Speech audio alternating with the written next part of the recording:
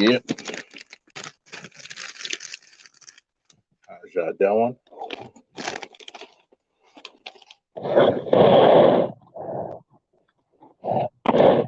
Everybody's favorite shift command in the building.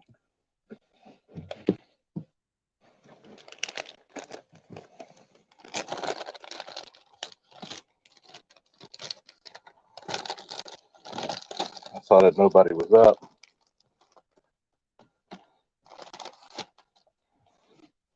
Slow day, so might as well. What's up, Lewis? What's up?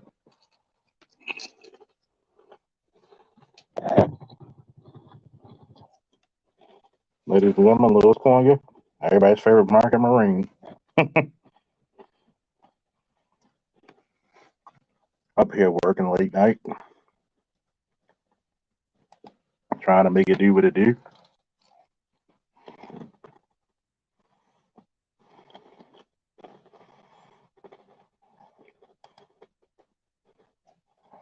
Been a little minute since I got on the streams, so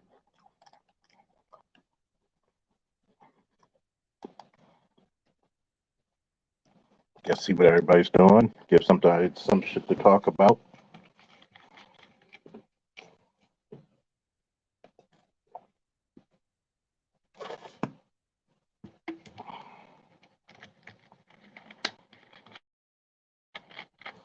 So how you been, Lewis?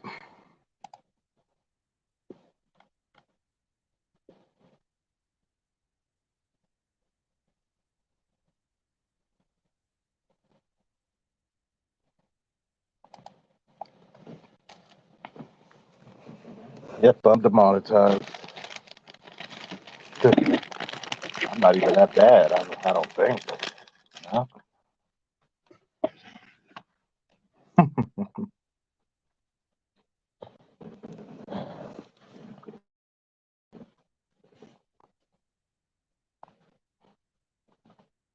I thought I was a bit tamer. You just got off of work. I'm here being the shift commander.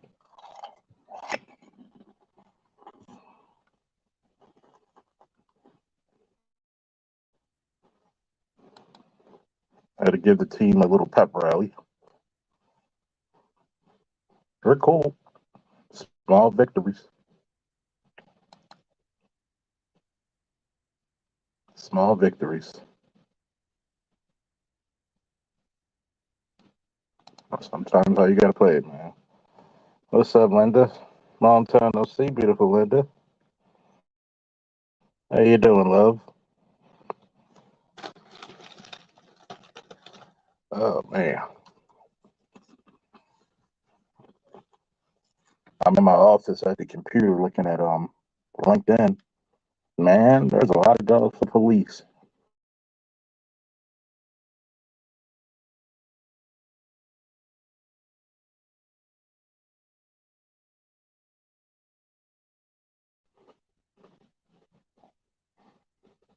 I am just saying.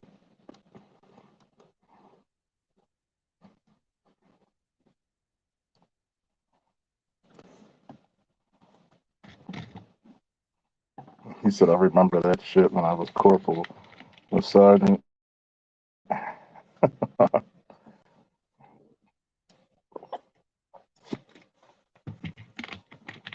Yeah, I had to talk to my director, who's the chief of police and security.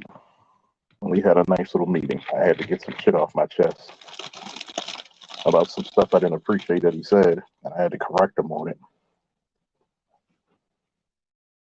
We came to a good understanding.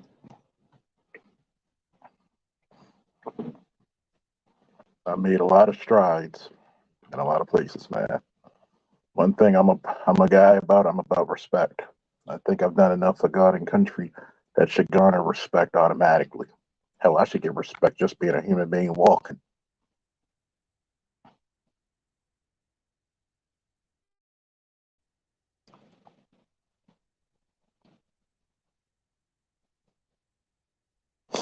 Oh yeah. Oh yeah.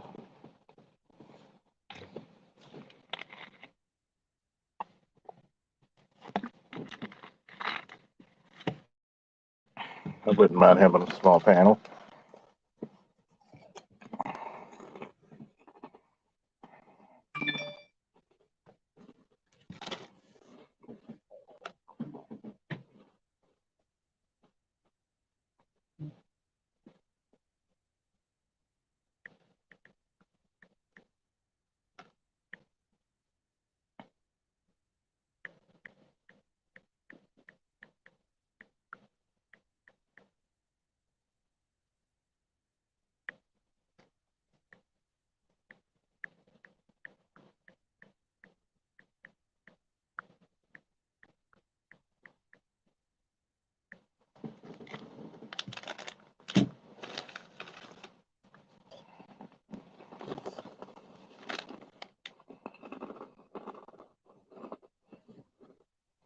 What's up, Mel Logic? Long time no see.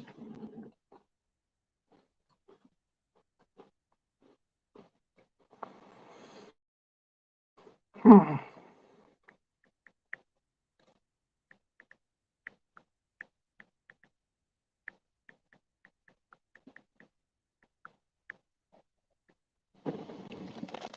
going to tell you that's kind of crazy is that I'm enjoying this part of my life where a lot of people never thought that I would make a good supervisor, but not only being the commander of my own security firm, but also the acting shift commander, the acting lieutenant for the shifts.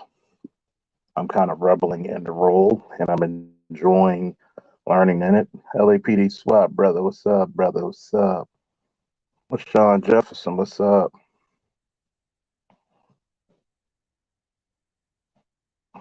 He said, I thought somebody got shot. I can't say shooting this shit without YouTube banning and getting all in a hissy fit.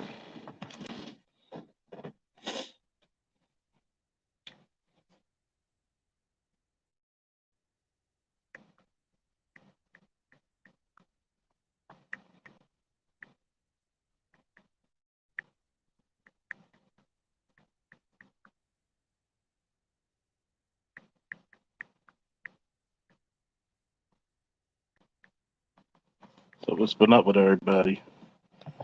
Well,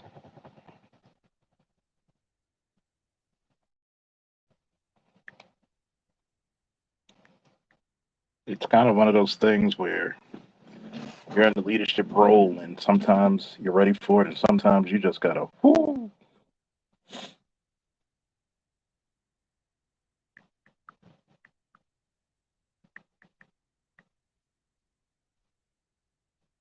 Some things you be prepared for and some things you gotta learn on the fly.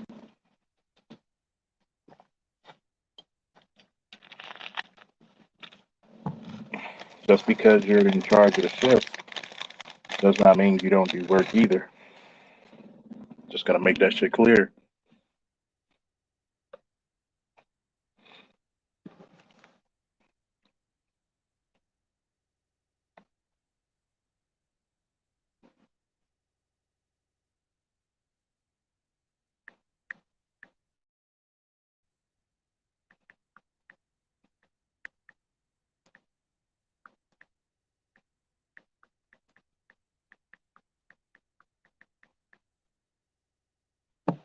Oh yeah, baptism by fire, definitely, bro. Definitely. I think I'm kind of that way when it comes to fighting games. Yes, I will put my practice time into practice squad once in a while, but I think you learn how to be a better player of video games, and sometimes in life is when you throw yourself in there.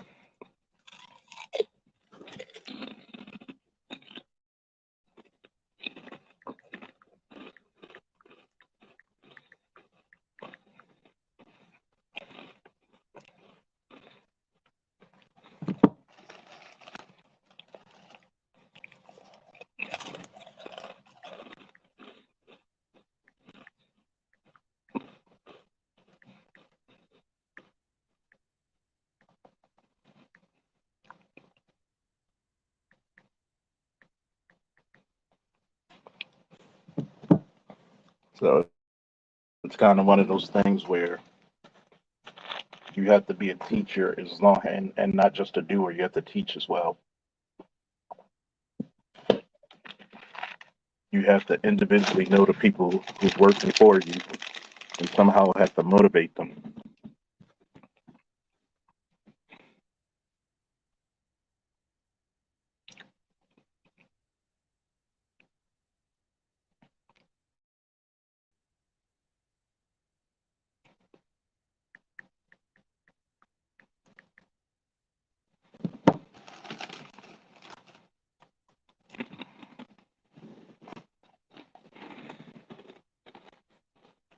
Now veggie chips.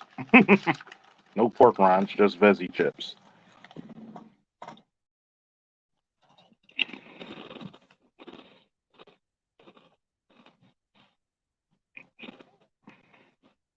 Very crunchy, I'll tell you that much. Good God.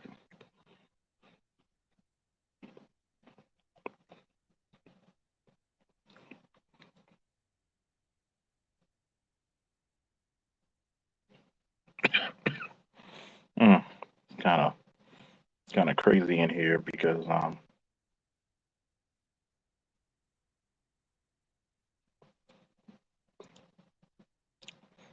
one of the guys made some popcorn and that shit is like rocking.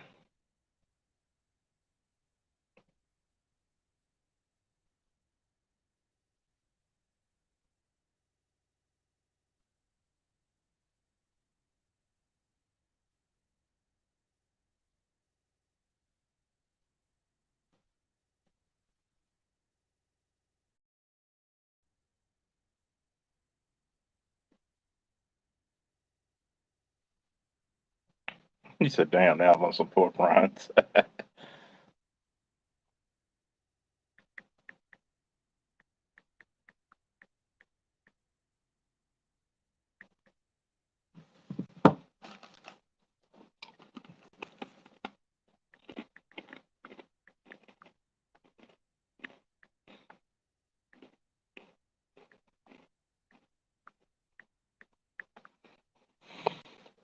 So what do y'all got planned this weekend? I know I'm gonna be watching a couple of football games. Definitely the Ravens versus Steelers. Fuck the Steelers. And they definitely gonna have later on that night Cowboys versus 49ers. That's gonna be very interesting because two of the Padawans for my team, one's a Cowboys fan, one's a Niners fan. And yes, there's gonna be tons of shit talking, and I'm gonna enjoy each and every moment of it.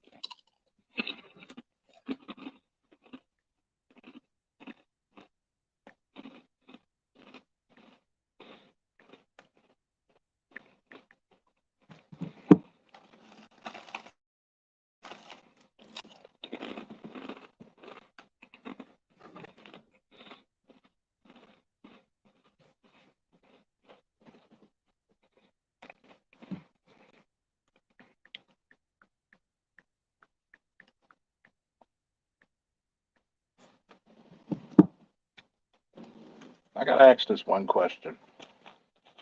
Do you think black men are taught to disrespect themselves and not value themselves?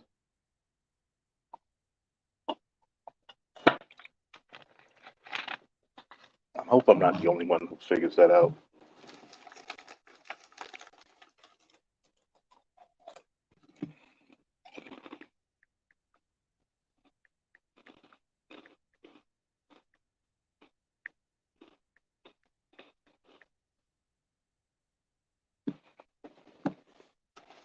LaShawn said, get drunk, smoke weed, watch worth of meat and reheat during the week, watch games. That sounds like a plan. Sounds like one hell of a plan.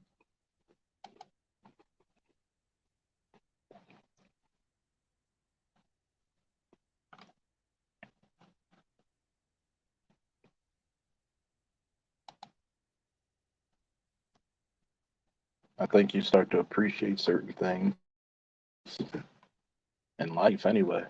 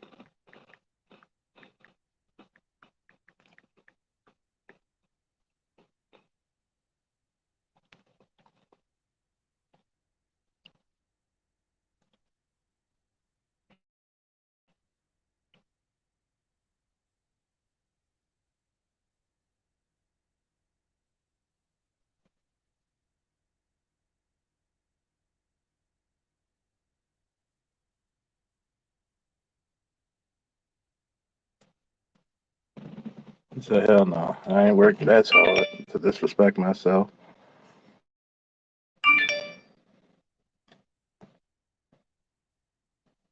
Let me listen to this real quick. 82 plates. Oh, dusty. Mm.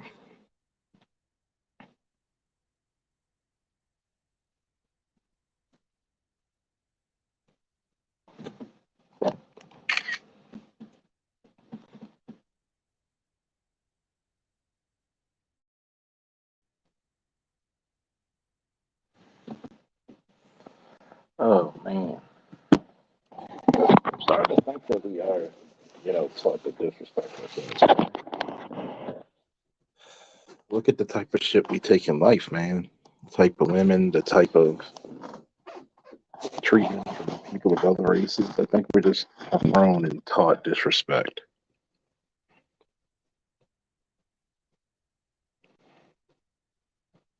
Can't tell me that shit.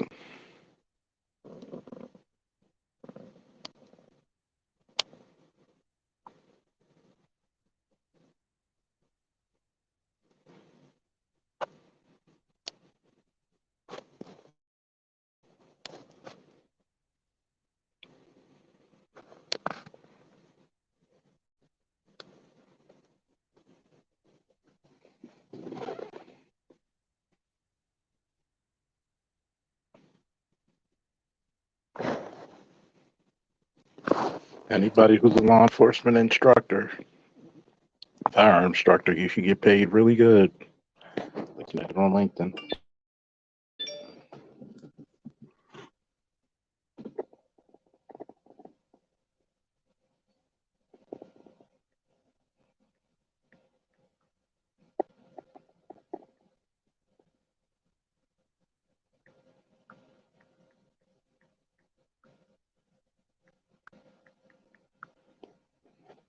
Crab legs on game day, brisket take 12 hours, so I got to make pork chops on Monday. And brisket is Tuesday.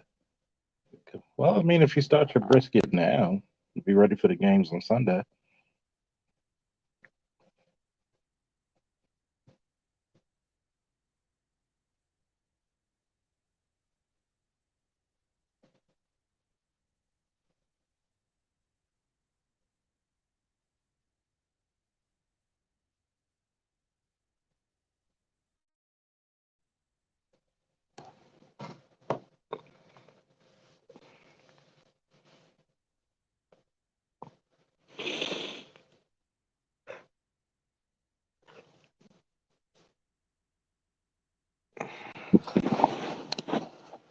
I know I'm not as excited and boring right now.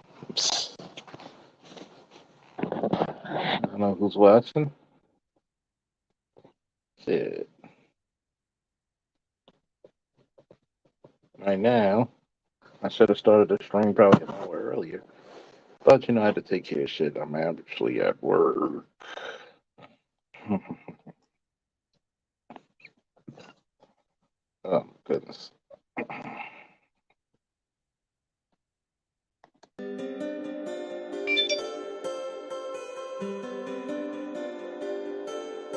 Yeah, I hear that shit.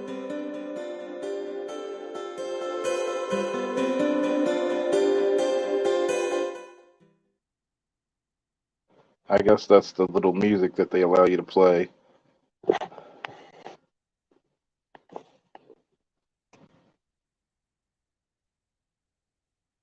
Well, I mean, you got 12 hours. You could leave out the house and go to work and come back and pop it in for 4 hours at a low heat. You good. That's why I said if you start now, you good for the games.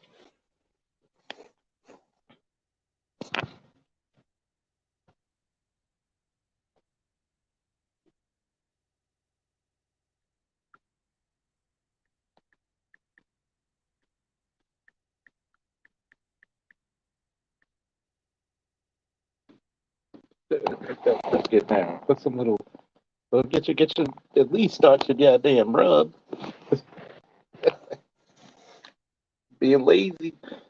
LaShawn, you being lazy, man.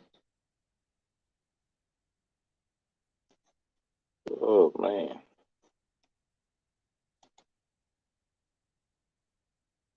I need to start applying for some of these firearm instructor positions, man.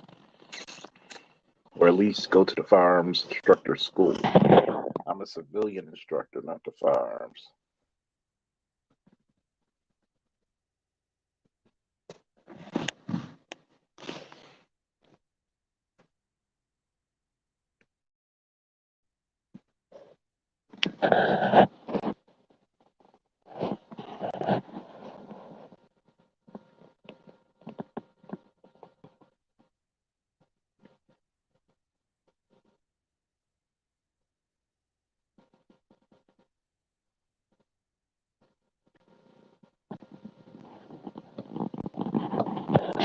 It's funny when you see a lot of these jobs out here that people can get. Just like they're offering crazy money. I mean, put it together.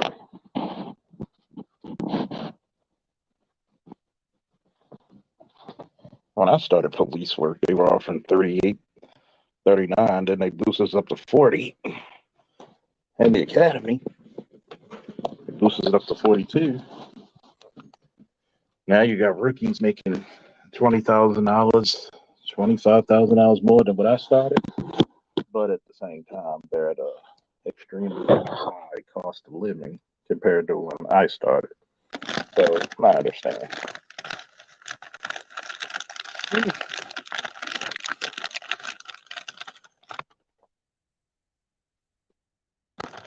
Looking at this joint,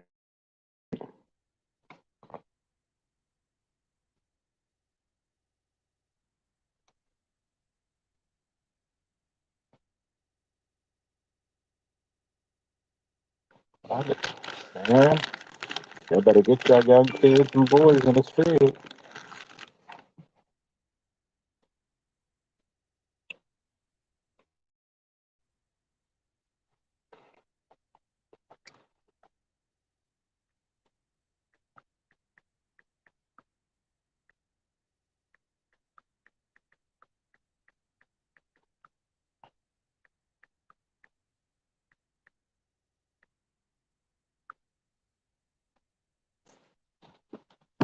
Look at this. These young 18, 19, 20, 21-year olds, man, out here getting this money.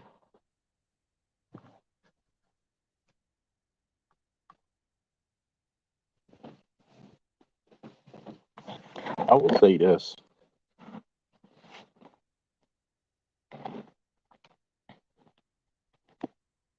I will say this. We do not encourage success in our community, especially for the boys. We don't do that. The boys, we always encourage them to do menial labor.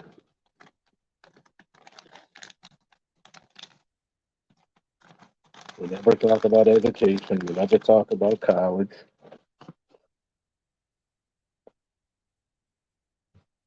We barely even talk about trades.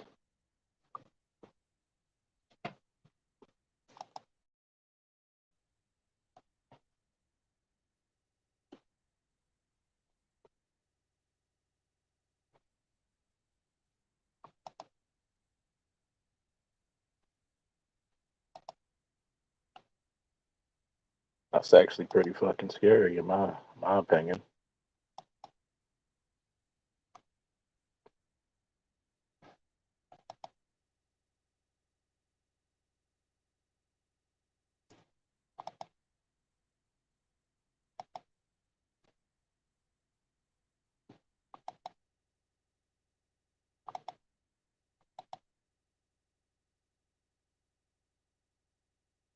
I think we just don't even have we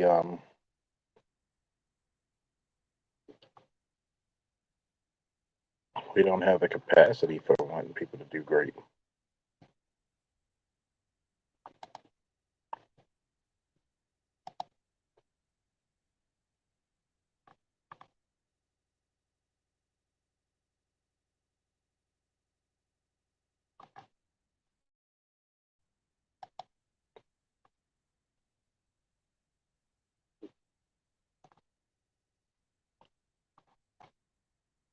really starting to think that.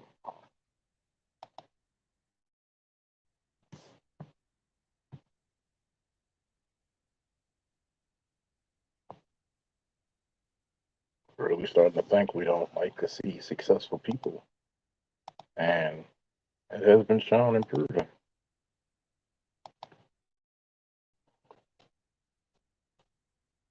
Ugh.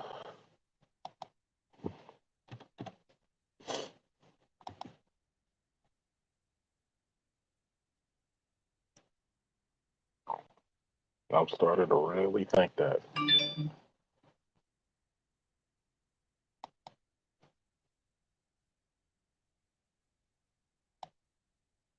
What gets disgusting about it is that, we'll tell our kids they need a job,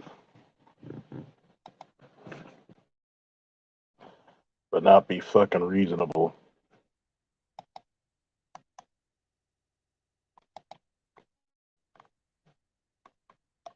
But not be fucking reasonable about what the hell you asking for.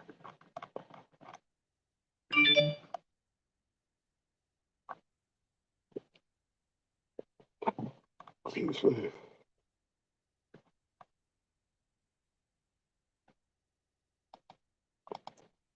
Never be reasonable.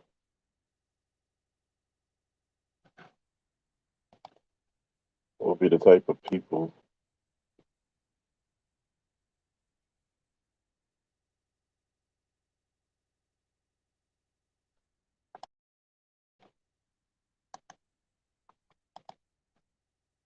who put all this responsibility on our kids, expecting them to be some damn world beaters.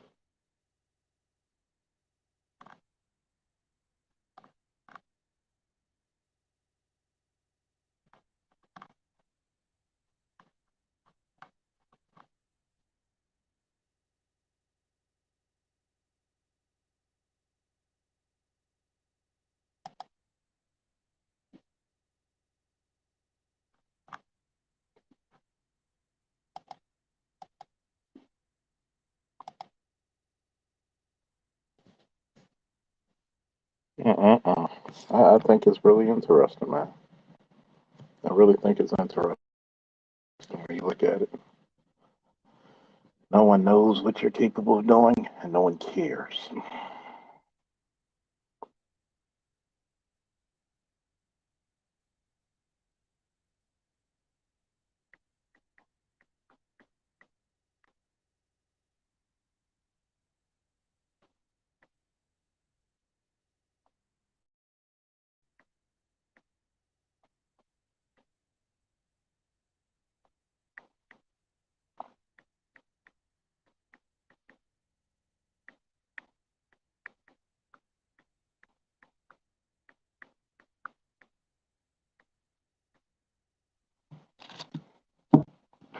I'm gonna tell you, what's up, Earl George?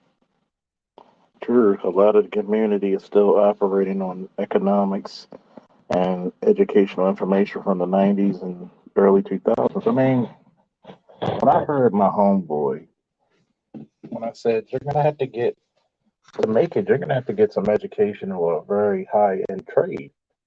He said, no, I'm going to just find a job. And then he brought the conversation back from years ago. He's like, yo, you know, we, people sometimes they, how can I say it? Sometimes we can't listen to reason because we don't think this person has reasons. And I don't get it. I just don't get it. You got a bunch of people who don't listen to reason. And that hits us hard. Like, why do you want to struggle? Why? Why the fuck do you need to struggle? You don't need to do so.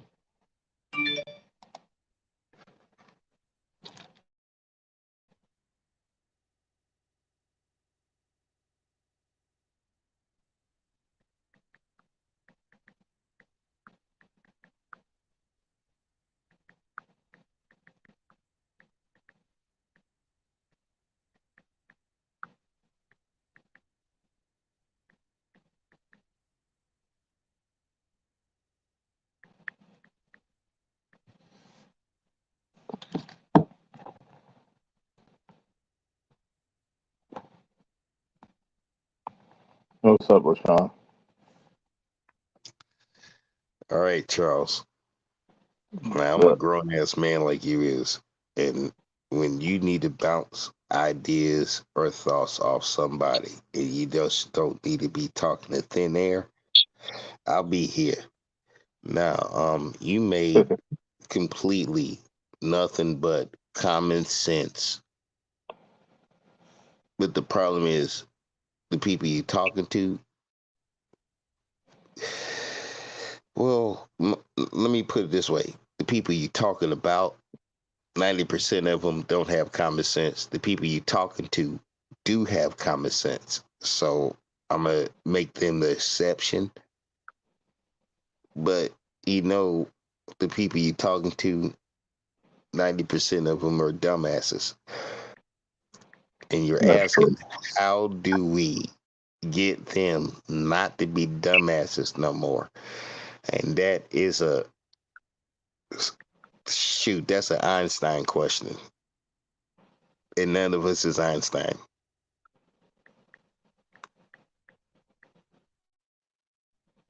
That's true. I mean, it's not that I come off as a superior or arrogant being or people are lower than me. I'm just like thinking, maybe because of the way my parents raised me, maybe it's internally me. I don't know. I Nah, just it's don't. just look. Even with a college degree, that don't trump common damn sense. Because they'll Oh, sit never there and does. say they got a college degree, don't use no common sense, and you see what the hell they in. You use common sense, and you did the same damn thing, and you ain't had no problem. That's the difference. Common sense versus college. Would you mess with a honey badger? A college degree person think a honey badger is cute until that damn thing lights it up. No. Honey Badger goes for the groin. Oh no. Yo, that's what I'm saying. Like, you got common sense. You ain't messing with a honey badger. Person with a college degree thinks it's cute. Oh, can I pet it? And that damn thing is going for the gad noise. And if she's a female, well, you know what the hell he eating. If she don't want nothing eating like that. Yeah. And it's not that I got anything against college degrees. I'm trying to finish mine. It's the fact that sometimes that I see a lot of people, wait to the last minute to make sound judgments, and Yeah. a lot of shit that can happen to you overnight. And I'm not saying that No, it you doesn't you happen to me. you got job history proof, and you've been called after a call was made. What happens overnight and just that quick? So I'm gonna listen to you because you showed up on the scene. I wasn't even there, so I'm gonna trust you on this one, sir. And it's funny because I tell a lot of young men, and I'm always surrounded by 19, 18, 19, 20-year-olds, 25-year-olds. Yes, my friends are my age, of course, but, you know, I'm around them. And it's like I tell them, don't waste your good years fucking around because guess what? The same chicks you're fucking and she's giving up pussy. The gynocratic ways of this fucking country right now are gonna make that chick overly successful. Or They're just overly gonna look fuck. out for it. she gonna be overly fucked up too. Because She'll be there's fucked up. two extremes on anything thing, She'll be So fucked up, but yes, sir. they're gonna alleviate her from her fuck ups. That's what I'm saying. Oh, They, that okay? That's a fact. You right. they're gonna Keep on. they're gonna leave they're gonna alleviate her from her fuck ups. And as a man, we don't get that type of protection. Hell no. We don't get that type of protection, man. And what what fundamentally is fucked up, what fundamentally is really fucked up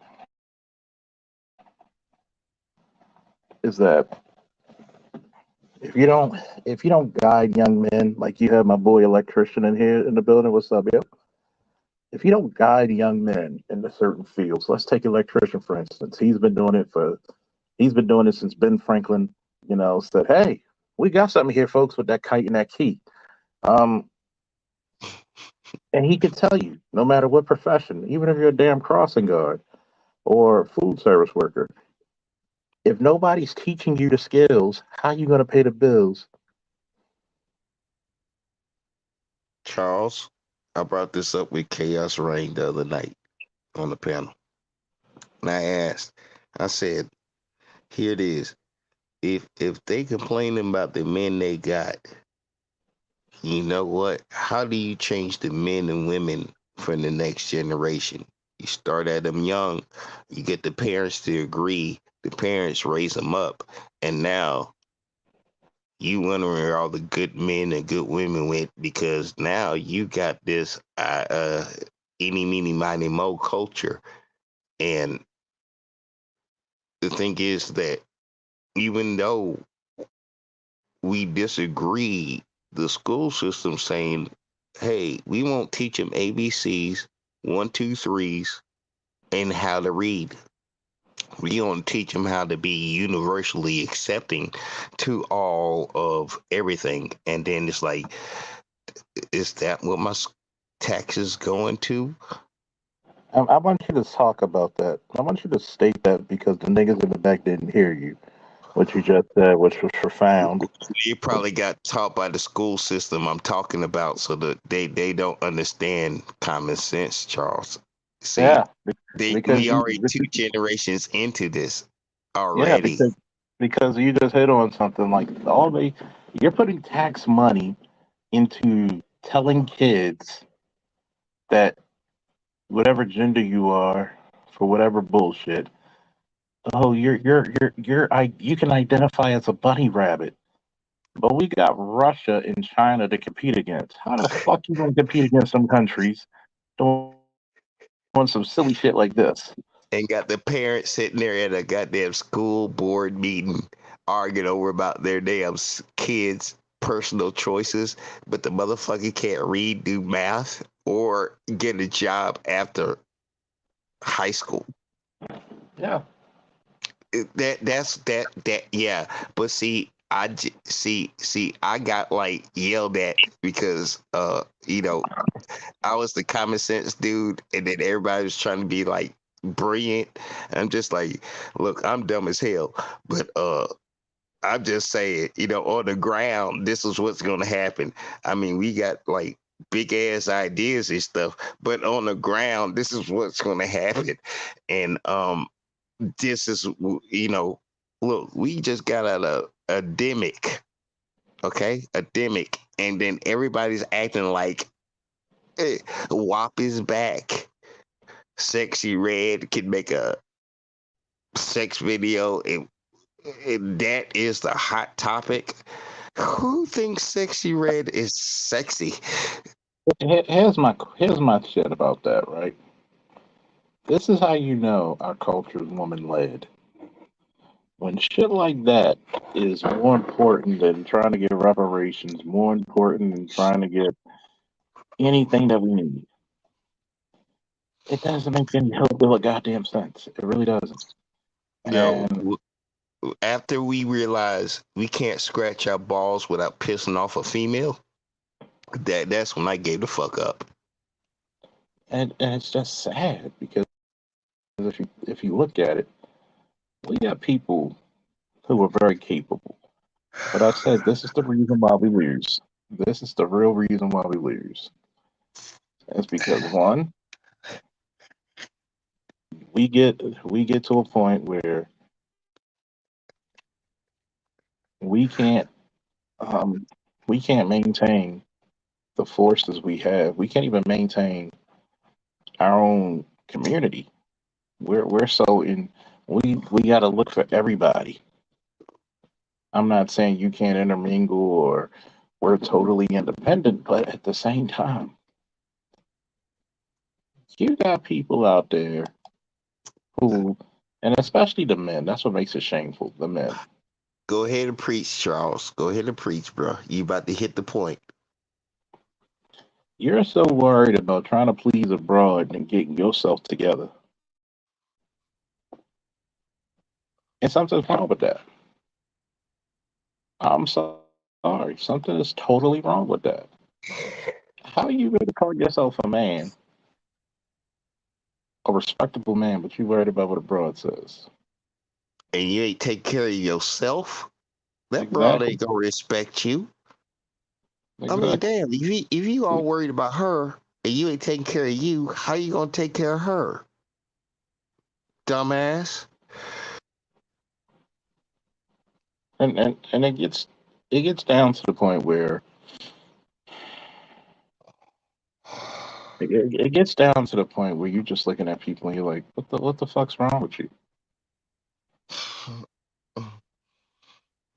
You're I don't just like, know who raised them, Charles, but you know what?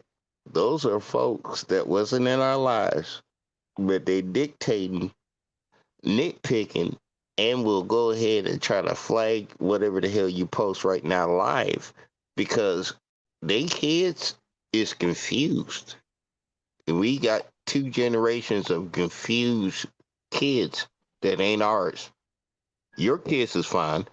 I mean, we got dudes all over the place, same age. Their kids is fine. But this, I'm confused, and I don't know I don't know how to identify stuff. That's what we dealing with, and the politicians think that's more important than 90% of the population. yeah. And we put such an emphasis on shit that doesn't matter. We really do. We really do. Oh well, we need to hurry up and get this going. No, we don't. We need to sit our asses down and see what the fuck we got going on.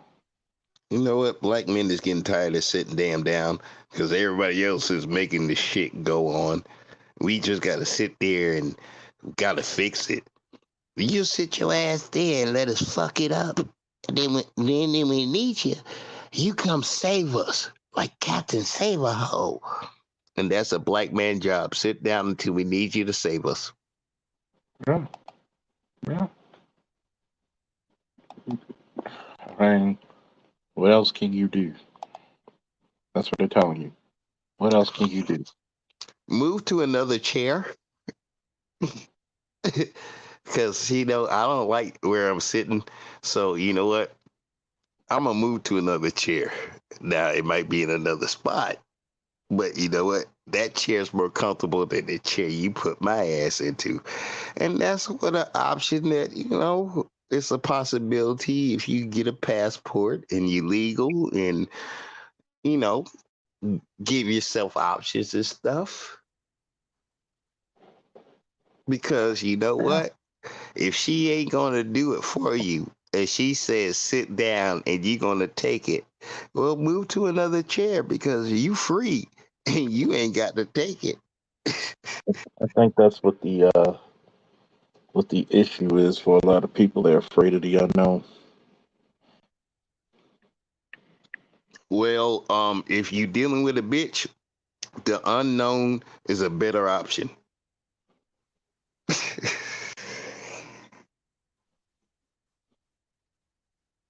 Yeah. I'm sorry, I didn't mean to go ahead and cut throat it that way, but it, it, it, I'm not lying to you. If you're dealing with one, you know what? The unknown is a better option because you know what the hell you're gonna get when you stay. You might as well see what the hell's out there because you're gonna get hell if you stay, or you might find happiness if you go into the unknown. Now that's a choice between you and whatever your life decision is at this time. But if you in one of those positions, you might want to go to the unknown. And that's just personal experience. And you don't have to take me like I'm telling you something you need to do. But you might need to do it. Yeah. I mean, fundamentally, we gotta we gotta be able to we gotta be able to we gotta That's be the able to hard part. plan. We gotta Black be men actually be honest. Charles, be honest, man. Just say it. You've been wanting to say it for goddamn over 20 years. I Just be mean, honest, man. uh, They can't fuck fundamentally, with you. I don't You untouchable. fun- Say what you want to say. fundamentally, I think a lot of this shit is stupid. I think it's ass backwards. We have fucked ourselves in such a bad position where we can't even say very honestly how much we're lost and how much we're fucked in the situation. We just are. And you look at things and you try to. It's like, for example, I'm reading LinkedIn, right? And they're talking about cutting. The Pentagon has announced the plan to cut 10% of Army, excuse me, of the Army Special Forces personnel, a decision that will be devastating for national security and the USSO, which is so Special Operations Command, lethality. I'm sorry. If there's Wait, one damn place you don't want to cut from, you don't want to cut from your cutting fat best. from special forces? Man, Yes. you know how They're big cutting the 10% army of is right now? Cut some of them motherfuckers that couldn't pass the goddamn physical test and you done put them in the army. Don't you be cutting special forces and shit. Them the niggas that and, that, get shit done. What the and, hell and, are and, you doing? and see, this is the part where a guy like me, and I'm gonna be honest about how I think. Give me a minute, LaShawn. I'm gonna just be totally honest since you asked me to be that way. It is really fucking hard to look at the world when so many people around you are stupid and illogical. It really. There are times I don't even leave my house. The most I'll do is go out back on my porch with a speaker and some cognac and a goddamn cigar. There are times when it's scary to leave. The reason why is because fundamentally it is very hard to get along with people who think so shallowly, think so limited, so close minded. Why? This is the shit that people don't even understand. And I'm gonna do a live stream about this too. On my days off on Sunday and Monday. Need to on this one. That's a I'm, good I'm gonna subject. ladies and gentlemen, we got Judge Dre. And I want to get y'all thoughts Uh, about this. The Pentagon has announced plans to cut 10% of Army Special Forces personnel. Do you know how much experience that you're going to lose, and how much fucking That's 10 years just to that be in part special forces. is worth You might it's make worth it in more. 5 years to qualify, but special forces, you 5 years in, and you must be exemplary just to be included in maybe the test. No, I you mean, don't cut fat from special forces. You cut fat from the people that couldn't even do the basic ass military test that been in use for over 50 years. well, the problem is with our country, we're You got the spending floor. entitlement programs instead of that. So instead of them cutting entitlement programs, which would make the people get pissed off, they're cutting your safety. That's basically what it is. We spend way too much on entitlement programs, and that's why they figure is they know they can get around. If they cut entitlement programs, people will get into an uproar. But if they cut military spending and your protection, which keeps this country how it is and protects us from the real people we done already pissed off. Unfortunately, we done made that bed as being the world police. We have to lie in that. Judge Dredd, you said they cutting off our safety. That was so damn clean, simple, and truthful. Bruh, we cutting off our safety because they cutting off the budget. Right. Brilliant. They could cut that. They realize it's easier for them to go ahead and cut that because people have always said, "Oh, we don't need to do that." But unfortunately, you realize, they said you got to realize we made a particular bed of being the world police. We got too many fucking enemies, period. And there's too many people that would love to get us back from other shit. And I'm not saying we don't deserve some of the shit, but unfortunately, we made that bed. We have to lie in it. So, but you cut it. I hate to say we got to cut the entitlement programs. If anything, 10%. Not anything in the military, unfortunately. I mean, people don't hear it. My lieutenant. I just found out my lieutenant got to. Go ahead. Just found out my lieutenant got promoted. Well, at first he was acting commissioner, police commissioner. Now he's full commissioner. Mm-hmm. I said, think about it. You think about it. You sit up here, you cut that 10%. Just imagine that you cut all that stuff there, and now that's usually the first.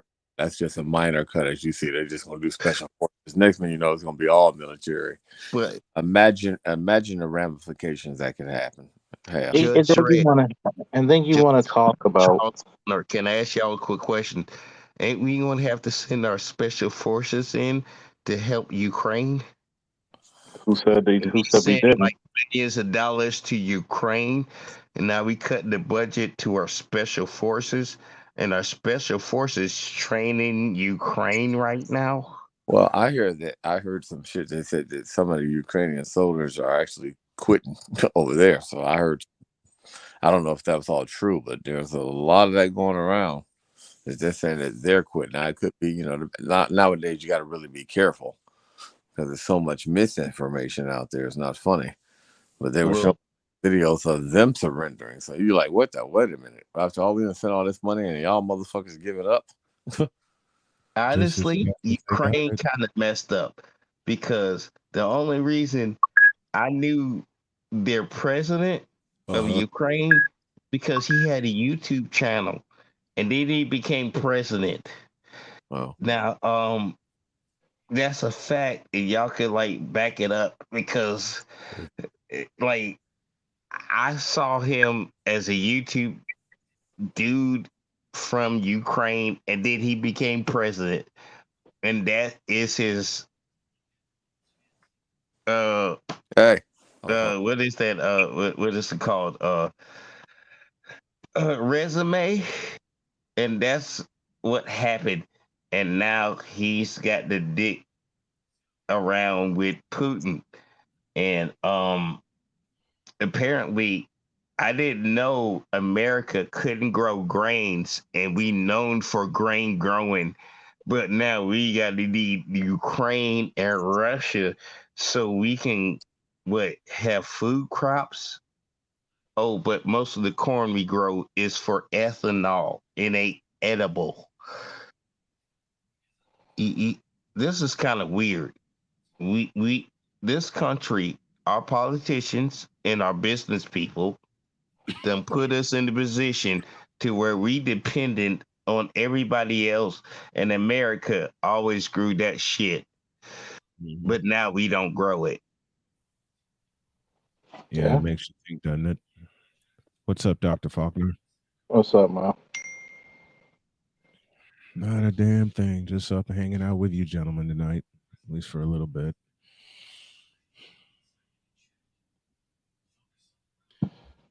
Oh, and Charles, I got the first 4 chapters of The Diary recorded. That's what's up. I'm working on release dates of Diary of a Mad Snowman. And I might record a few more Monday. That's what's up. How you feeling? You know what? That suggestion, Diary of a Mad Snowman, means so much to me because it's like I know now what I need to do and how I can express what I want to express. Express it then. I am. I am.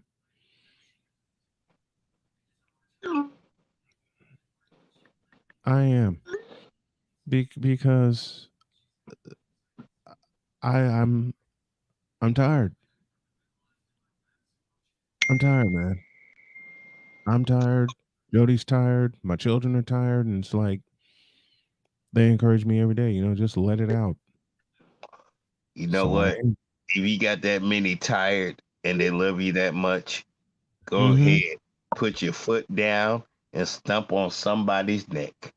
Because I'm damn it, you stomping got my that feet. much backup, I'm you stomping be on all it just in the last 2 years, man. Just in the last 2 years,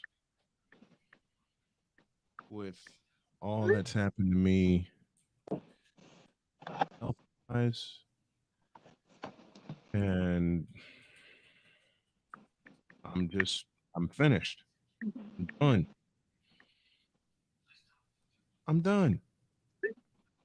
protect what you love, destroy what is in your way. Protect what you love, destroy what's in your way. You done. They already proved it. They on your side. That didn't prove it, they in your way. Mm-hmm. That's all you got to do. And that's exactly what it is. They're in my way. They're in my matter of fact, one of the side hustles I had when I was unfortunately driving for Walmart, doing Spark for Walmart, deactivated my account, and they won't tell me why. Unfortunately, if it's They unfortunate, didn't want to pay you. They didn't no. want to pay you. That's all. That's the why. They didn't want to This pay. this is the problem. I hate to say something. You probably got deactivated. All of these things is more of customer fraud than you, and unfortunately, is the workers like that in any type of position like that. It's kind of like gig work. Those Mm-hmm. people come a dime a dozen. There's a lot of fraud going on, and before they accuse a customer of fraud, they'll always accuse the driver because unfortunately, it's like 20 other motherfuckers out there trying to do your job. And the bad thing is, if you've been doing it a while, the longer you've been doing it, the more likely you'll probably get canned first. Because unfortunately, if they don't think about loyalty as somebody who's been there doing it a while, they think of you've been there long enough to realize what it used to be and what it is now. Because I'm pretty Yeah. sure you don't notice that your pay probably was going down or the mileage was getting higher. You know what I mean? Mm-hmm. And that's what. And then eventually, the problem is this: from a scammer type point of view and from a business point of view, I'm just gonna tell you, if I'm looking at this, I got to get rid of you guys. I Yeah. would have to get rid of you guys because it's like you knew what it used to be, Mm-hmm. where the new people don't. And you can tell them, hey, man, you realize Oh, we getting fucked. They don't like that. that's on fact right there, No, I Judge know. Red. Yeah. I used to do, do a lot of the gig work. I still do here and there, but I noticed it's like, remember, like I told you, I was doing construction, and then I switched to the gig work because it was like, shit, I can make $35 an hour easy or something like that, and I don't get dirty.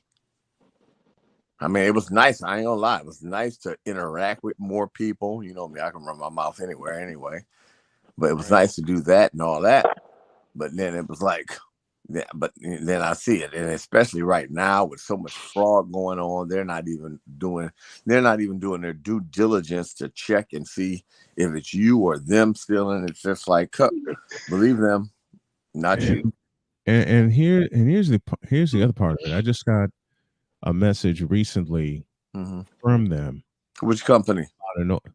Walmart. Yeah. Spark for Walmart. I didn't mess up the order. They messed up the order. Of course. Well, I hate to say something. This is a bad thing. Is Walmart is the worst store in the world where I call it NRE all day. Amazon's a close second. No, but listen, NRE is called nigger run establishments. Yeah. And you should already know the nigger run establishment.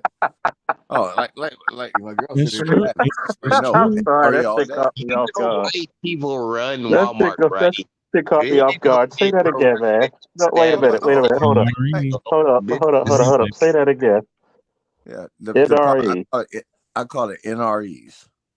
Nigger run establishment. So basically, the problem is this, and people, you just hurting back. No, it's not. It's just the truth. As soon as you get too many niggas in an establishment, it's already fucked up. I tell it all the time. I'm black, and I already know that shit. Because this is the sad thing. It's unacceptable bad behavior. No following of rules and procedures all the time. I mean, like literally, we sitting here laughing now because they're putting a Chick-fil-A right next to a Popeyes right here in a upper class suburb here in Beechwood.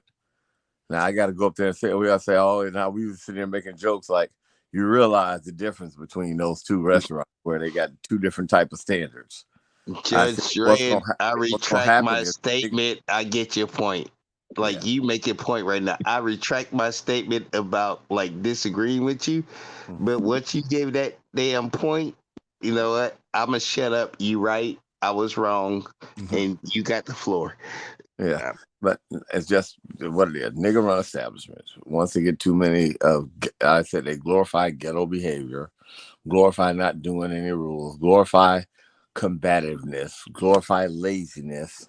Once you put out, I ain't even gonna lie, man. If I was running a business and I'm starting it off, I hate to say I'm not hiring black people, and I just hate to say that shit.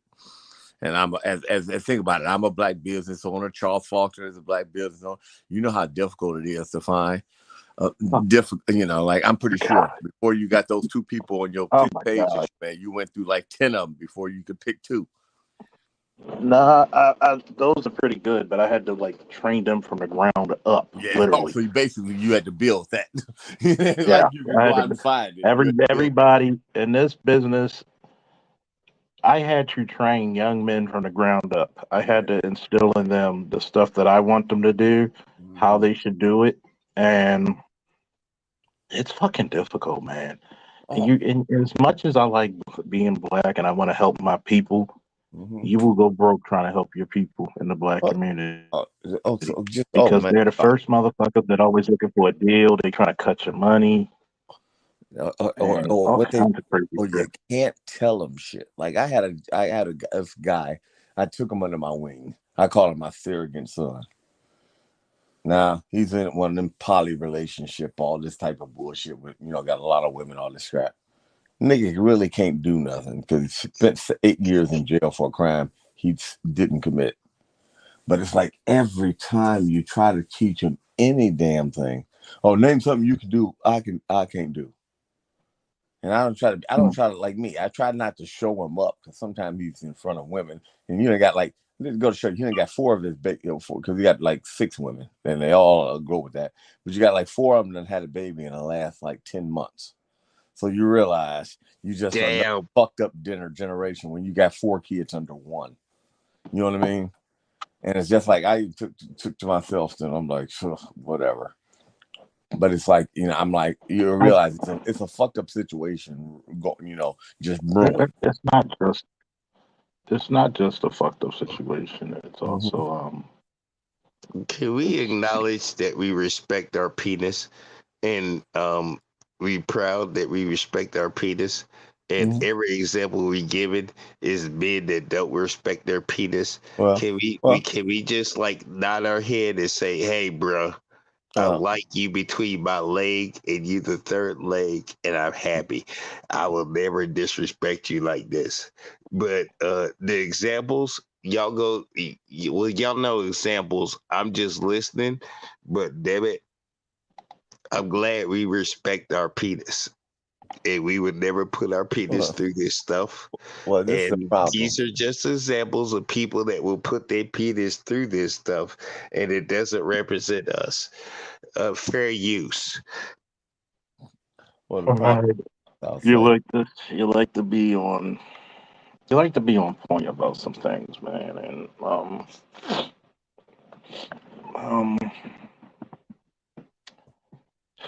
how can I say this? A lot of times when you have a business in the black community, oh God, it's almost failure. oh definitely. It's almost like the fuck. Mhm. Yeah, very stressful. I mean, like plain and simple. I tell people all the time, and I've noticed the thing is this: you have and it's not even failure from like oh it's white people doing all this. No, it's black people. Like literally, it's black people fucking. I like it's plain and simple. I have gone into business, and once I started to diversify and get more Caucasian clients, I have less problems. Period. And I hate to say that. I have less You problems. self-identified Caucasian clients. Well, I'm That just, was hey, preference. plain and simple. I have less problems. I tell people all the time, I have less problems. Period. Yeah. I said the difference. This is the difference. I show you. This is the difference between white people and black people. Say I'm a contractor here. I get a white client out here, and I don't do him right, or he feels that he is not happy or nothing like that. Guess what that white client does? He never calls me for a job again. Never calls again. Now, say you go above and beyond and try to help a black person out, a client out, and you just get okay, fine. You see that they done fucked up, they done made all these damn mistakes, this, that, and the other, and then like you sit there and talk to them, and what do? They just sit up here and oh, I just really feel bad because it was just like it's like our own people doing this to her. And I'm sitting, your own people. Like I had a woman the other day. She called me for a she's here in Cleveland Heights. I'm gonna go ahead and put her ass on blast too. She's on one of the websites. So I said, okay, cool. She had a gas leak in her house. She called the gas company, which is most people should know. In most cities, if it's a minor leak, you turn the gas off and call a plumber because if you got an old house, most of the time they will cut the gas off and make you fix every fucking leak before they put it back on, which is a safety issue, but sometimes that can be a pain in the ass if you ain't got the money. So basically, she calls. I go out there after hours, all this shit. I'm like, you got all these old valves in the house. That's probably where your problem is. And, you really can't tell till you do all that. I'm looking at the house. I said, well, where'd you buy this house? Well, we just bought it in January. So, you over in your 40s plus, you never had a home inspection? I said, there's no way in the world this pass POS without all this. I can tell this there. I see like I only been in 5 minutes. I see water damage, signs of water damage over there on the floor. What is that? 9 times out of 10, pipe through us here or all like this. I said I'll open the cabinet. Up, all these pipes are brand new. Bullshit. Not in the house. That all shows you that there's something wrong that they were trying to hide. I said because they don't normally do that. These pipes are brand new. I said so that shows you got underlying issues somewhere. Oh well, somebody they bought this house, flipped it, evidently didn't do it right. So I changed the 3 valves for I hook her up, only charge her like $150 for somebody coming after hours, all like this. So they come back. She's got 2 more leaks somewhere else. So, well, I just feel like, black people just do us bad and all like that because like when the white guy came out here, he came out and he showed us where the leaks and stuff are. This, that, and the other. And when a black guy did, all he did was just do a pressure test and leave. I said, no. I said, here you go like this. I said, just to go to show you, I understand you thought you was putting the black man down for doing that. But technically, they're not supposed to tell you where the leaks are. I said, it's $1 billion company. They ain't got time to be diagnosing leaks on your house. I said, the guy was nice and he was going against procedures because one of the things is that he's not supposed to tell you what the leaks are because he tells you that and all like that. And you do something wrong, you can sue the company for liability. I said, so just give me an example. You thought you was down on the black guy, but the black guy was actually doing his job right and the white guy was doing his job wrong. I said, this is a White problem. man don't own the company. He just works for the company. Right. And he being honest with you. Right. But Right. you acting like he is the reason why your shit went wrong. Well, I told her this. I said, this is a problem. I said, this is a problem. I've been in your house 10 minutes and I've seen like signs everywhere. I said, you didn't have a home inspection? No. And I said, I bet you when you bought this house, the gas was on, didn't they? Yeah, it was. All right. They just transferred it to your name because they knew all those pipes and stuff were not passed. As soon as I walked in and saw painted over gas pipe and all the gas pipe is painted 100% everywhere in the house, bullshit. I see why your first name is named Judge. Oh, I judge. I love the trend is coming later when you tell them the truth.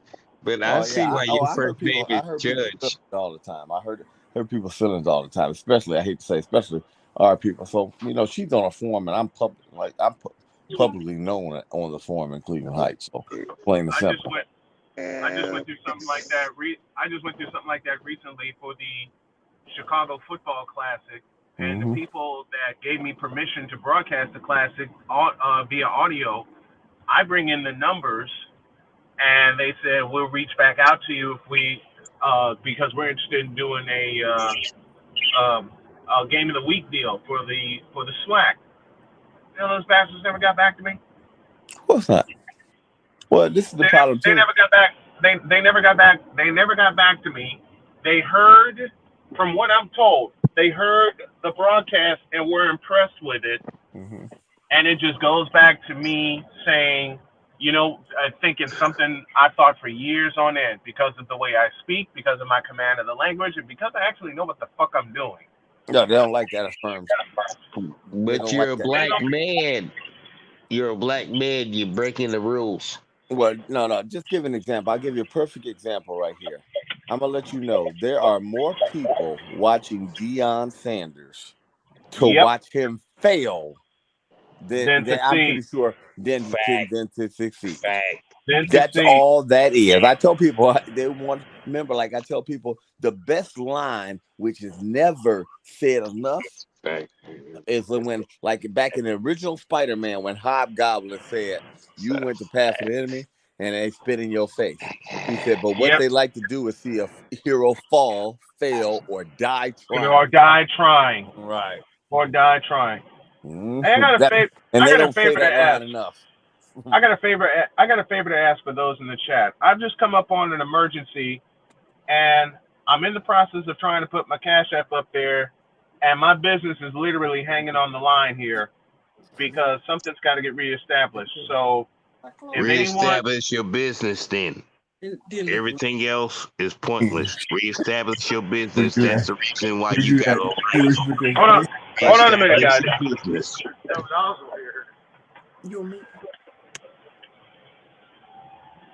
Well, I'm gonna put something up in the chat, and I hope people can help me because I got something to do in the morning, and I have to go to work.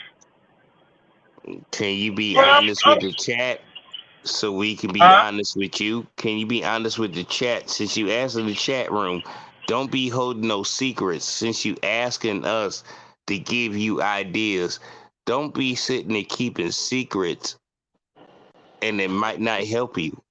Okay? If you're gonna ask us, be honest. Don't I'm a chat room dude. If you're gonna ask me for a favor, be honest. Don't be lying to me because it doesn't matter what the hell I think. It's still your life. And you live in the state you live in. And you got to answer to people you got to answer to. I'm just trying to help you out. Now, if you want help, no. We will help you. This is not no blatant ass. I'm telling you right now, I'm a dude from the chat room. I'm telling you right now, if you're going to ask us, be honest. because And that's why I'm you asking. got a myriad of dudes that been through hell, and they might have advice to save you, so you don't Well, have to deal with here the it is. hell we had to deal with. But you're going through hell right now. If you're gonna ask Yep. men to go through hell, don't be faking us, and don't be sitting there going like you a chick. You a dude, and you a grown ass man. You asking It's grown the man same. ass advice. Then be honest with the grown men so we can help you honestly. Well, If here's you're the gonna grown. honestly ask us, let us honestly answer. But you got to be honest yourself. And that's the I'm only being, rule. That's rule well. I'm one. gonna be. Let me speak, please. I'm gonna be Go ahead, totally sir. honest Go because ahead. there's two. I'm just giving Hold you on, your hold on, hold on, hold on, hold on, hold on. Let him speak. This is what I was waiting on. There are two things that I need help with. One is to put groceries in the house, and two is to get the internet turned back on so I can do my games tomorrow. And because I'm scheduled to call Kentucky and Georgia at 7 p.m. On the food part, there is churches that have food banks, but on the internet part, I can't help you on your gaming issue. But you at least your family can be fed if you would swallow your pride and maybe go to some churches with some food banks. At least your family can eat. The internet part, well, right now it sounds like you stuck in a pickle and you ain't got nobody on site that's willing to help. But you know what? I just thought I'd. I just Sometimes thought you I'd. gotta make sure your family fed and you gotta give up the internet because you're a grown man and you ain't gonna mess with your DNA. Your DNA gonna be fed, and I can respect that part. And on that one, I can respect you want to make sure your family fed. Feed your family. There's options, but your internet might have to be sacrificed. But you a real ass man, and you gonna make sure your family fed before you have internet. There ain't no problems on my end in judgment, but you may have to make the last sacrifice. And that might be the only thing you got left.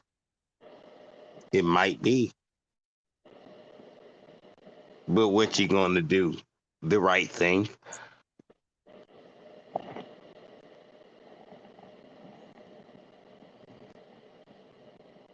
Hello? I'm right here.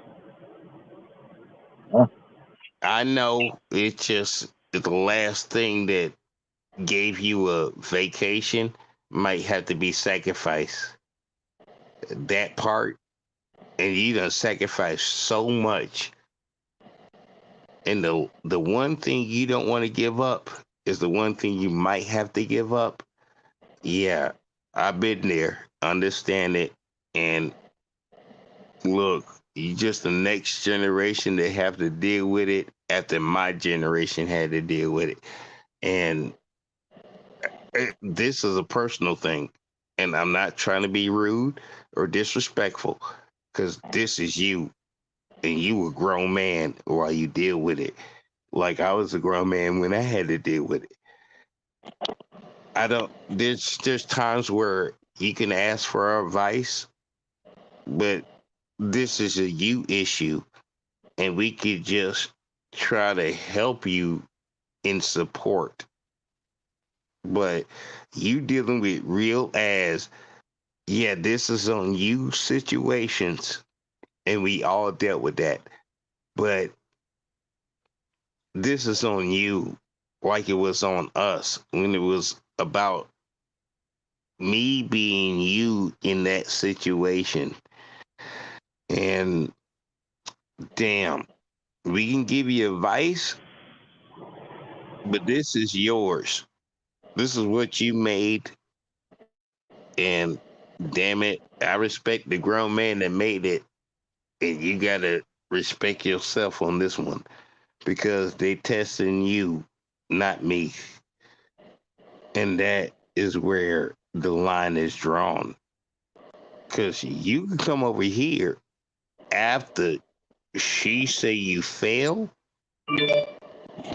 but you can't come over here because I didn't fail. Because she might have failed you, and you can get over here too. So I don't know what your situation is, but it sounds serious. And since you don't want to share information, you just want to talk about it out loud. I respect that, but you got to deal with this, and this is your situation because you just talking out loud. You're not asking for our advice. So this is gonna be difficult for you, but you is in the right group where we'll go ahead and pick up your pieces. Cause hell, we all had to pick up our pieces. But until you done with your situation, it ain't our situation. You just talking out loud. You ain't really gonna do something about it. And that is where you at right now. I'm sorry. We here for you, but you're gonna have to finish your discussion with the masters of your universe. We ain't masters of your universe, so you're gonna have to finish that up first, and then come to us. We'll fix it afterwards.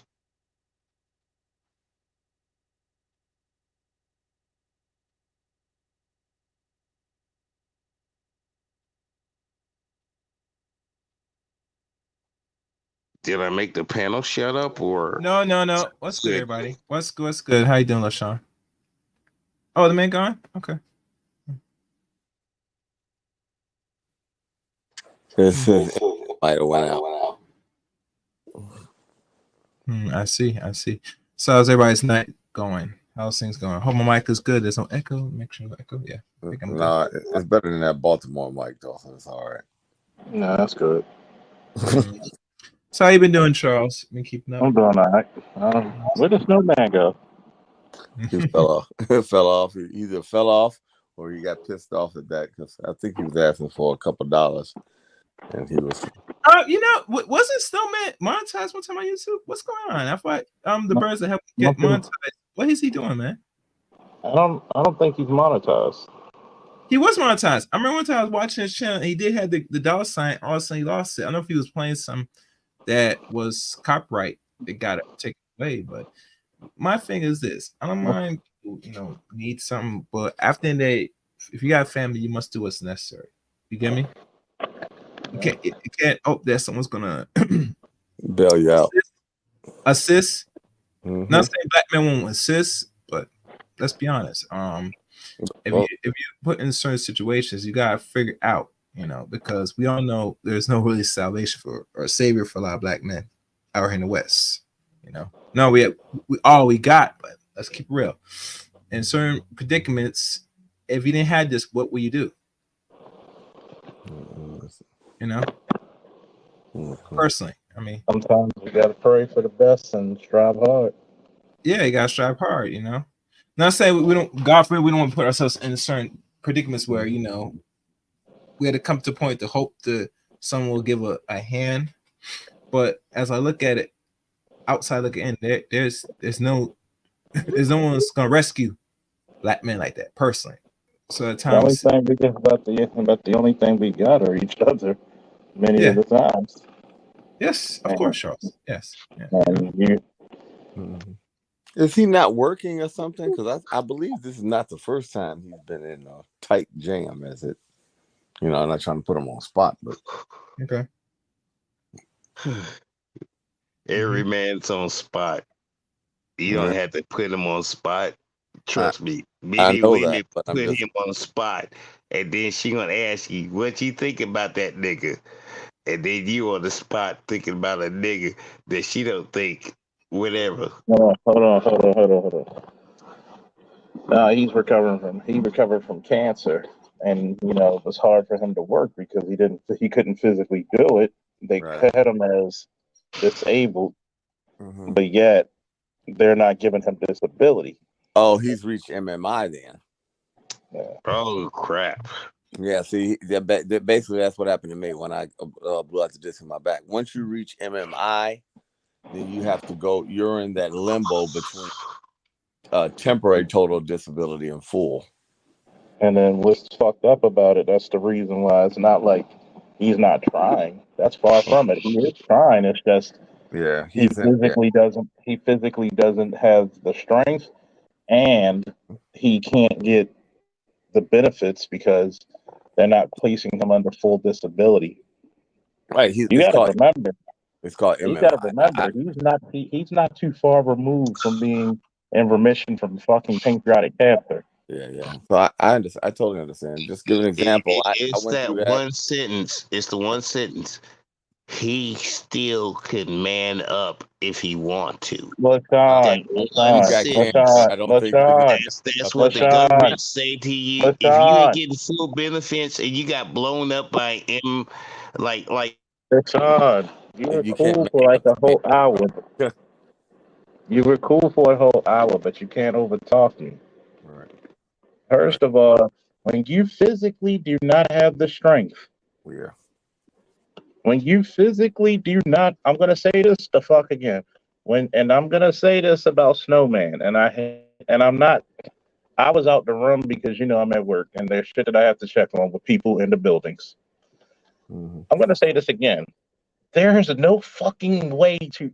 I'm gonna say this, and I'm glad we on this subject. Stop telling black men to man the fuck up. Mm-hmm. Stop telling you're already a man. The world tells you you're a man. How the fuck you gonna man the fuck up when fucking when a guy goddamn about 10 fucking feet of your fucking intestines was removed? How the fuck you supposed to man up? Right. they I mean, consider an realistically, 8-year-old boy a man. Stop. That's stop, what it is. stop, 8 years Nothing old, stop, you else needs to be a man. said. Come on, man. You stop. Nothing else to be. stop, Come on, stop. nigga. I'm taking half of your body out of your ass, and then you say, "Man up."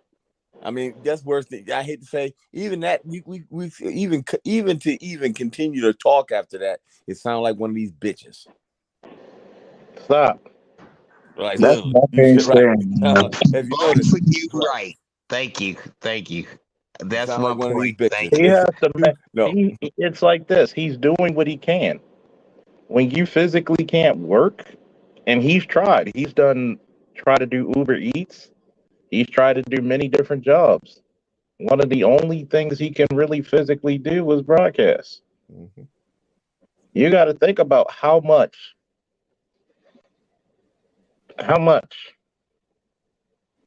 you go through when you got to recover from fucking cancer and surgery.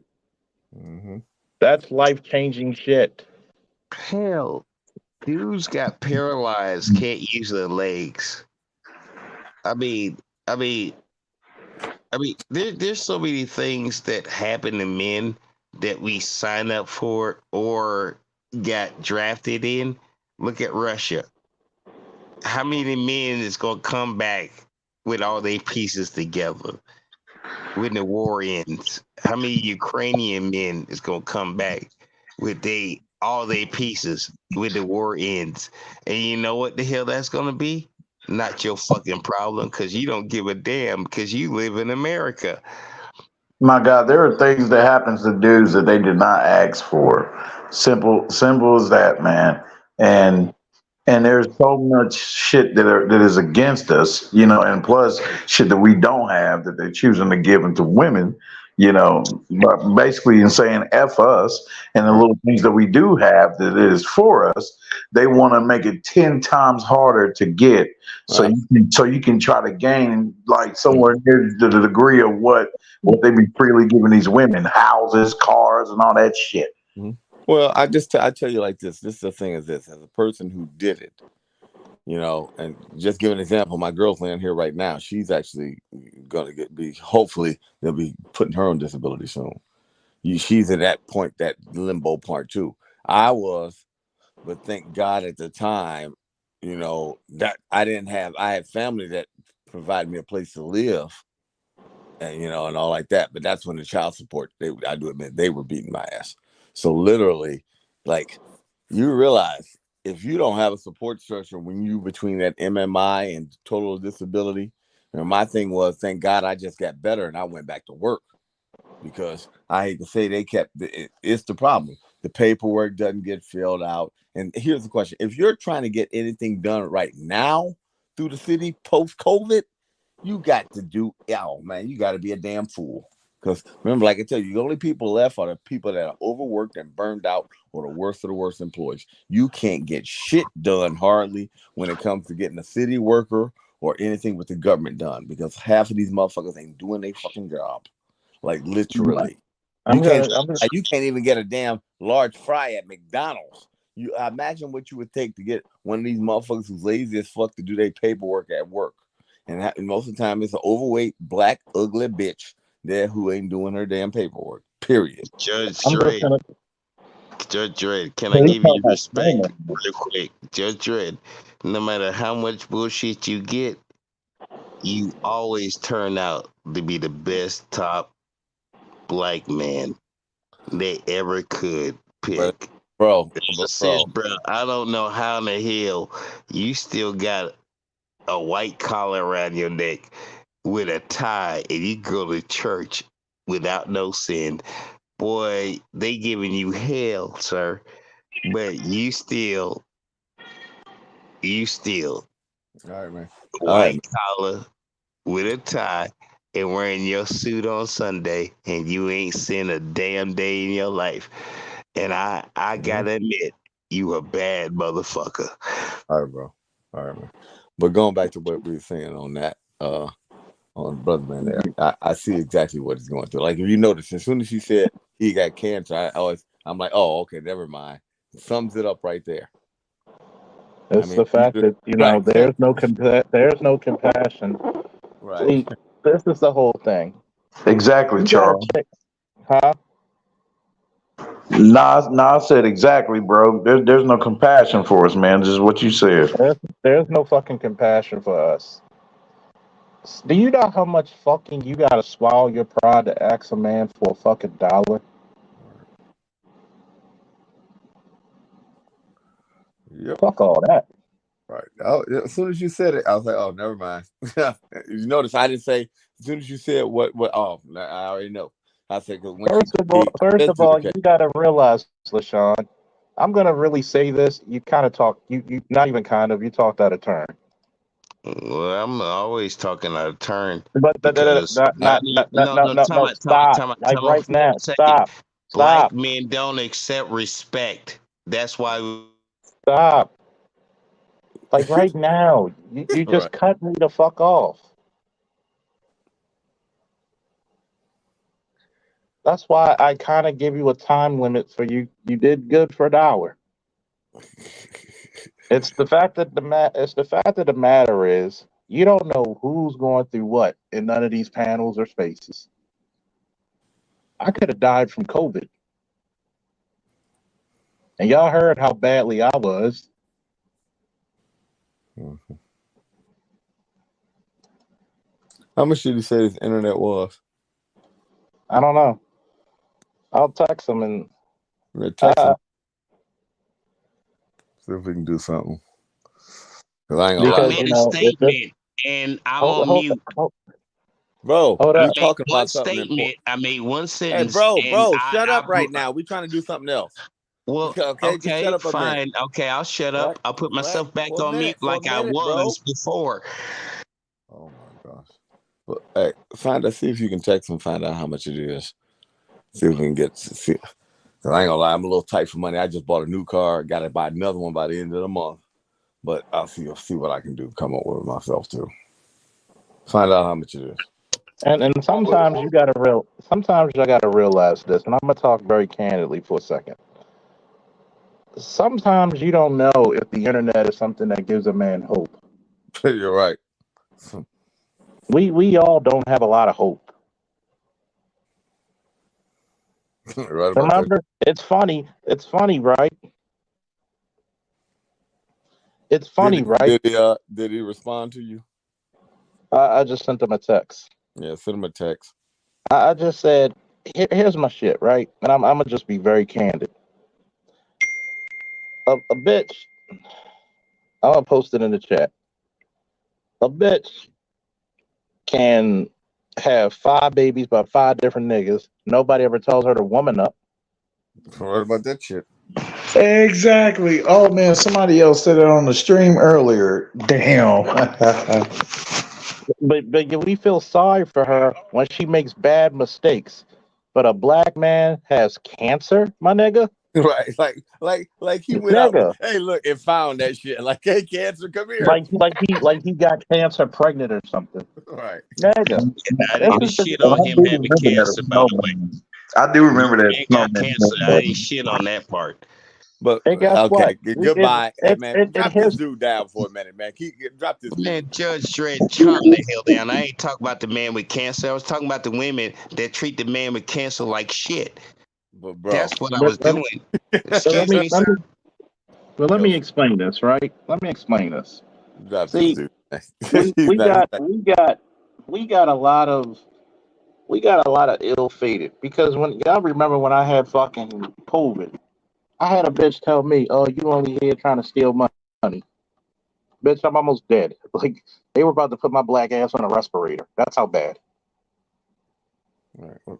What the hell I want? And here's the question: what the hell I want with that anyway? I said, little do these women know. Half the time, we don't have a value for material things like they do. The only time we want material things is to get them. Yeah. I mean, literally. You got to think. It's not like, oh, I'm going to spend this money on some damn liquor. Right. I just needed. Sometimes maybe see this tells you how fucked up YouTube is. Mm-hmm. Yeah, I might get even more demonetized. Shit, who knows? But I'm gonna tell you how fucked up YouTube is, especially towards black men. Mm-hmm. Brian Snow, the Snowman, has a sports-based channel. That's one of the easiest fucking channels and subject matters to talk about to garner a game. He Wow. respond yet? Huh? He respond yet? Yeah, he gave me his cash app. It's right there in the chat. I'm gonna put it in. How I'll put it in the. he needed for the internet back on. Yeah. And you know, you gotta. And then guess what? 9 out of 10, he might just spend the shit on his food first.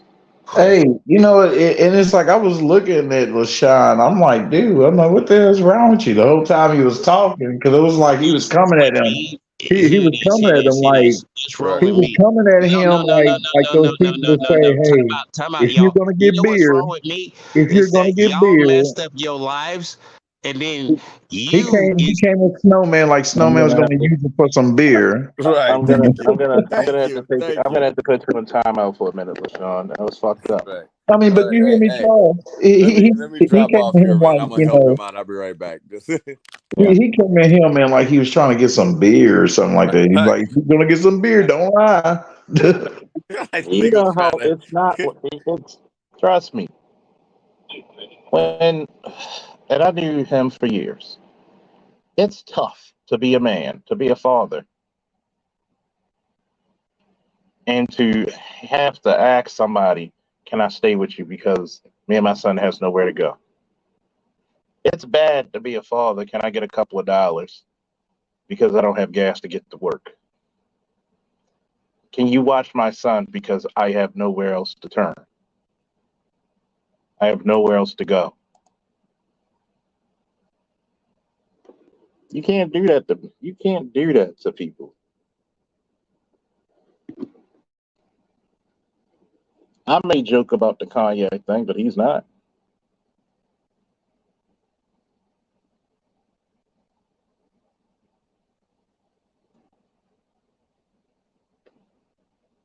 And it's like, you can't do that to people because you never know. You're bogarting. And that's the one thing LaShawn has a bad habit of doing, bogarting the conversation. Like, nigga, you were doing great the first hour, but I can tell as soon as you get a drink in you don't know when to stop. I'd rather help a black man get a little bit of food in the house, get his internet back on, and still has some goddamn sanity.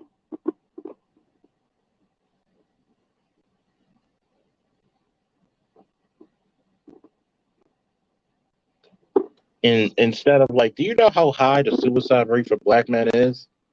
Yeah, you know what I mean? Just oh my God. And just people don't realize that when they say that, give you the whole pull yourself up by your bootstrap fucking speech. You know what I mean? I can't stand that mantra. Do you know how fucking high the suicide rate is? Okay. Hey guys, I hate to interrupt you, Charles. I just sent him $40, so y'all go ahead if y'all can chip in and get them. I appreciate you, Judge. And I apologize for that shit, Snowman. And I'm texting him that shit now. Because I stepped away because I'm checking on shit. Yeah, but that plain simple. The only bad thing is there's not enough people watching. Too bad tonight, but you know. May God bless you. Look. I did a quick little run. I got a couple dollars off of that. I figure I can just pass it on. Act like I never got it. Shoot, tell me he can come back up, man, because I know Brother Snowman was looking at his phone like, no, this motherfucker didn't. Right. You know what I mean? Like, he's like, does he know my history, motherfucker? Right. Well, I forgot his history. That's why I'm like, well, I know that was not his first time. And then once you said, oh, he's got cancer and that, enough said. You don't need to go into no diatribe after that. Right. I mean, like, no offense. If somebody in a group that's respected says, oh yeah, you got cancer or you got this, that, or the other, that's enough for me. Well, it ain't gonna be, oh, prove it. I want to see your damn lab reports and shit. You know what's funny? And I'll keep repeating this. You got chicks that'll lie and get 50,000. You got chicks who would say they get hit by a brick and get $50,000. Yeah.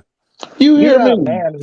You got a man who recovered from blood clots and COVID, and he says, "Thank you, brother." You know. He said who? Snowman. Oh, he got it? Yeah. Okay, no problem. Tell him to come on back up here. Yeah, man. Because I don't like the fact that people do. One thing about it, I don't like that. Every man has a story. Every man gets to be heard. Are there some people who are bullshit? Yeah. But this is a man who had legit cancer. Come the fuck on. Think of how frustrating it is. A man who wants to work but physically can't. And then when he goes to the government where he paid his taxes to, hey, we can't give you disability. Motherfucker. But if he was a bitch, he'd have it.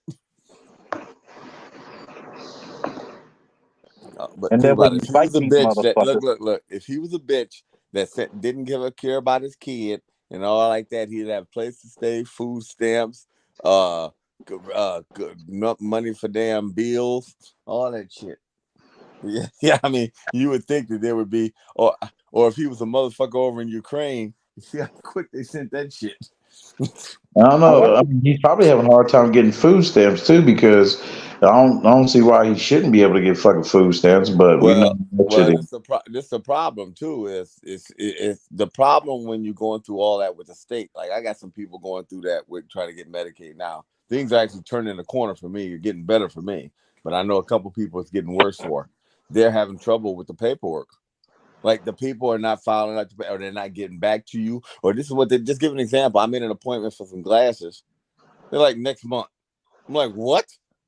I'm walking around. You understand what I'm saying? Next month? Come on, man. You know, like a friend of mine, his levels was kidney transplant level is like level 4. You're like if you have a number 4, like you're supposed to have like 40 or 50. His level was 6. You're supposed to have 40 or 60. His level was 6. So you think, oh, they're gonna get you in there. I'm like, well, when's your doctor's appointment? Oh, they said they can't see me for a month and a half. Nigga, you got a 6. That should have been like, they should just boot somebody, man. We got to get you in tomorrow. You damn near transplant level. Come back in a month and a half. You understand what I'm saying? What the fuck? It's very difficult for a man to get any type of it's very difficult for a man to get any reprieve, and it's a black man who kicks us down. I want y'all to realize that, right? Oh, of course. It's usually a black man. Oh, he must be lazy. He must be trying to cheat somebody. That's not the first time people hit me on a message saying, "Oh, he probably trying to cheat to get some money." Yeah, I'm like, nigga, do you know his situation? All right, plain and simple. Then they trying to deny him food stamps because his wife works. Yeah, and see what they do is they try to go by household, and see that I think that sometimes is fucked up because like this is what happens. Say if you and your girl break up, but then they get like she's still using your address while she's while that, so y'all are broken up. Sometimes it could take them months to get her off of your address on the thing, so it won't let you qualify. So, boy, here's the question. Last time I checked, the human body can't go months without eating. Yeah. I mean, like, and then think about it. This was pre-COVID, post-COVID. I mean, like, literally, there are people in the building, or like building houses where escrow is holding 50 stacks, and these motherfuckers say, "I don't even want my money yet. Just give me my paperwork so we can continue moving on the project." Now that's some fucked up shit. When, hey man, I understand you owe me 50. The city owes me 50,000 for my money back in escrow. I don't even want my money yet. Just give me my fucking paperwork so we can move on to the next stage, and you can get that straight later. And they can't even do that. I mean, think about this, man. You got brothers out there who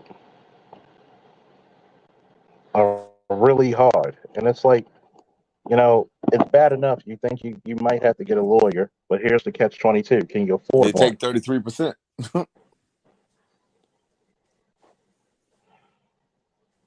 You get that lawyer. The problem is this: the lawyer, you just cut your more money in half because they're gonna take 33% off rip.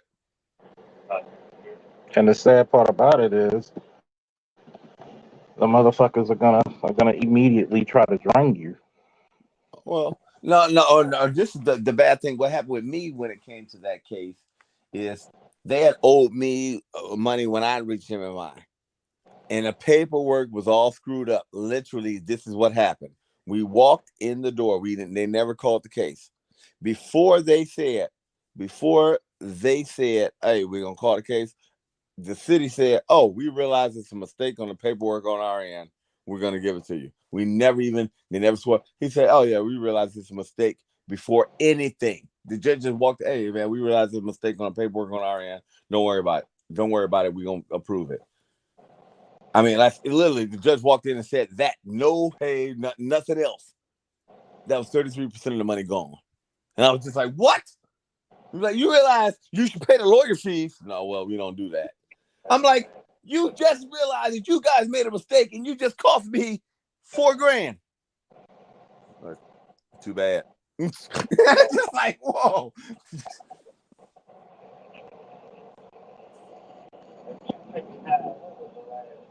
I mean, you got to realize is that nobody gets reprieve. Nobody gets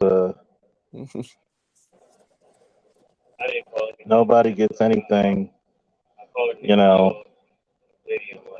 Nobody gets any type of compassion to be like, yo, this dude must be really going through something.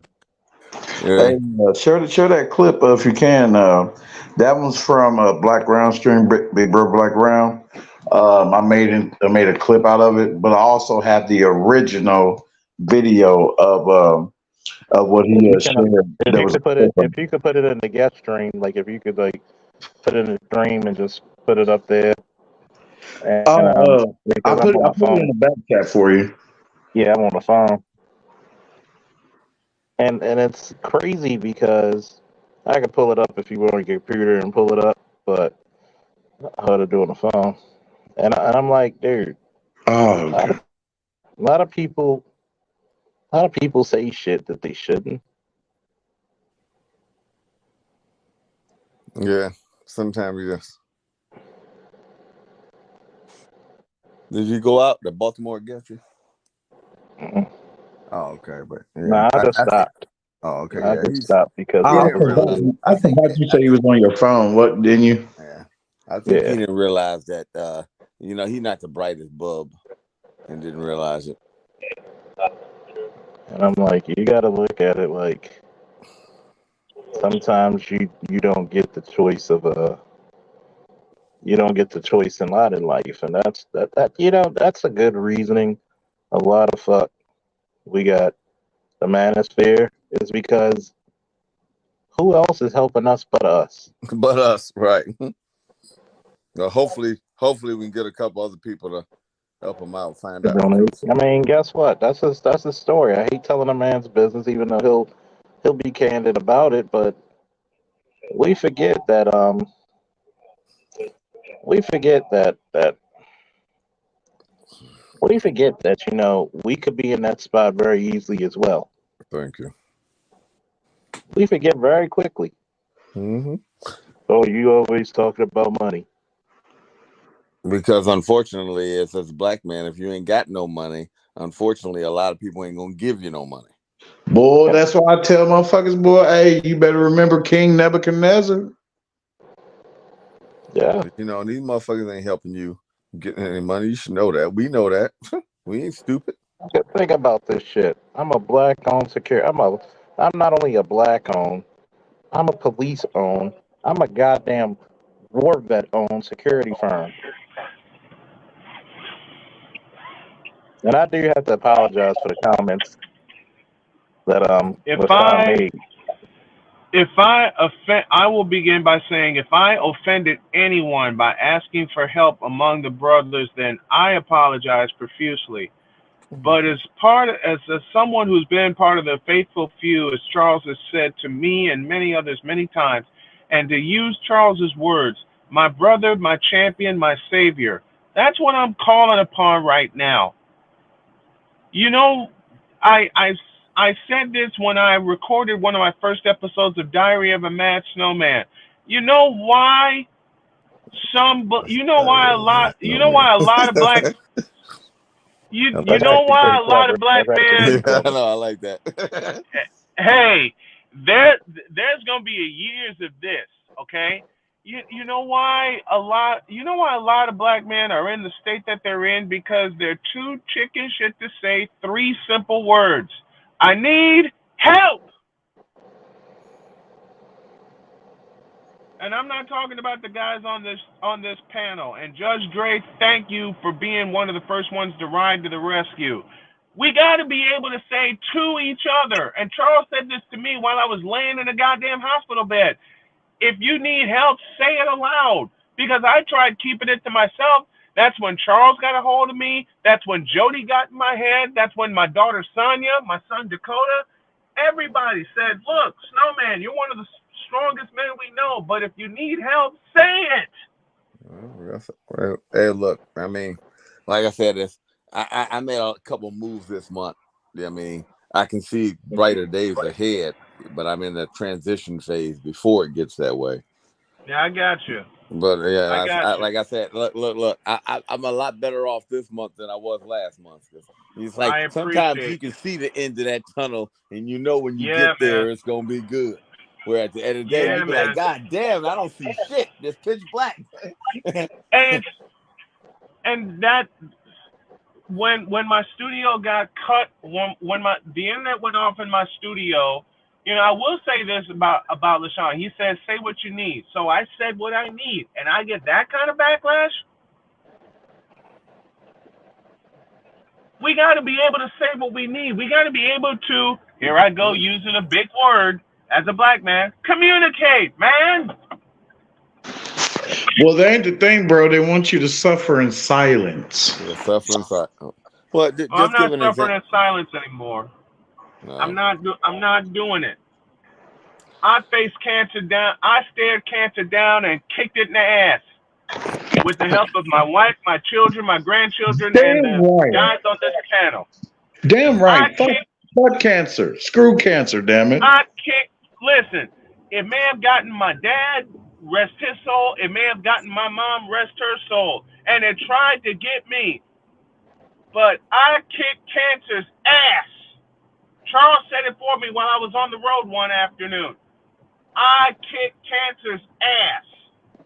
And a fellow who kicked cancer's ass, who's not afraid to say, I need help, and I will continue to ask for help while I get my studio going, while I get my family situated, while I continue to help Jody.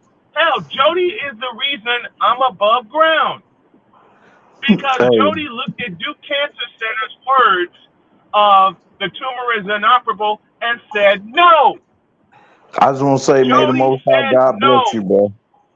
I just want to say, may the Most High God bless you, and may He gives you, man, all what you need, bro, and blesses you, man, for your for you to reach your goals, man.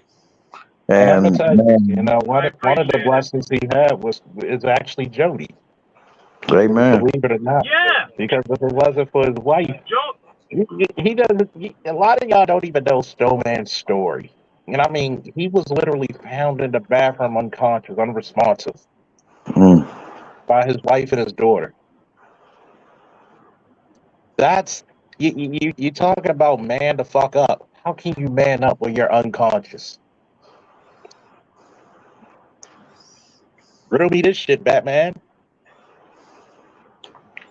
Well, think about it. Wait a Riddle me minute. this. If it's black woman logic, she probably would think, "Oh, that nigga got shot 50,000 times. Why the fuck he didn't man up?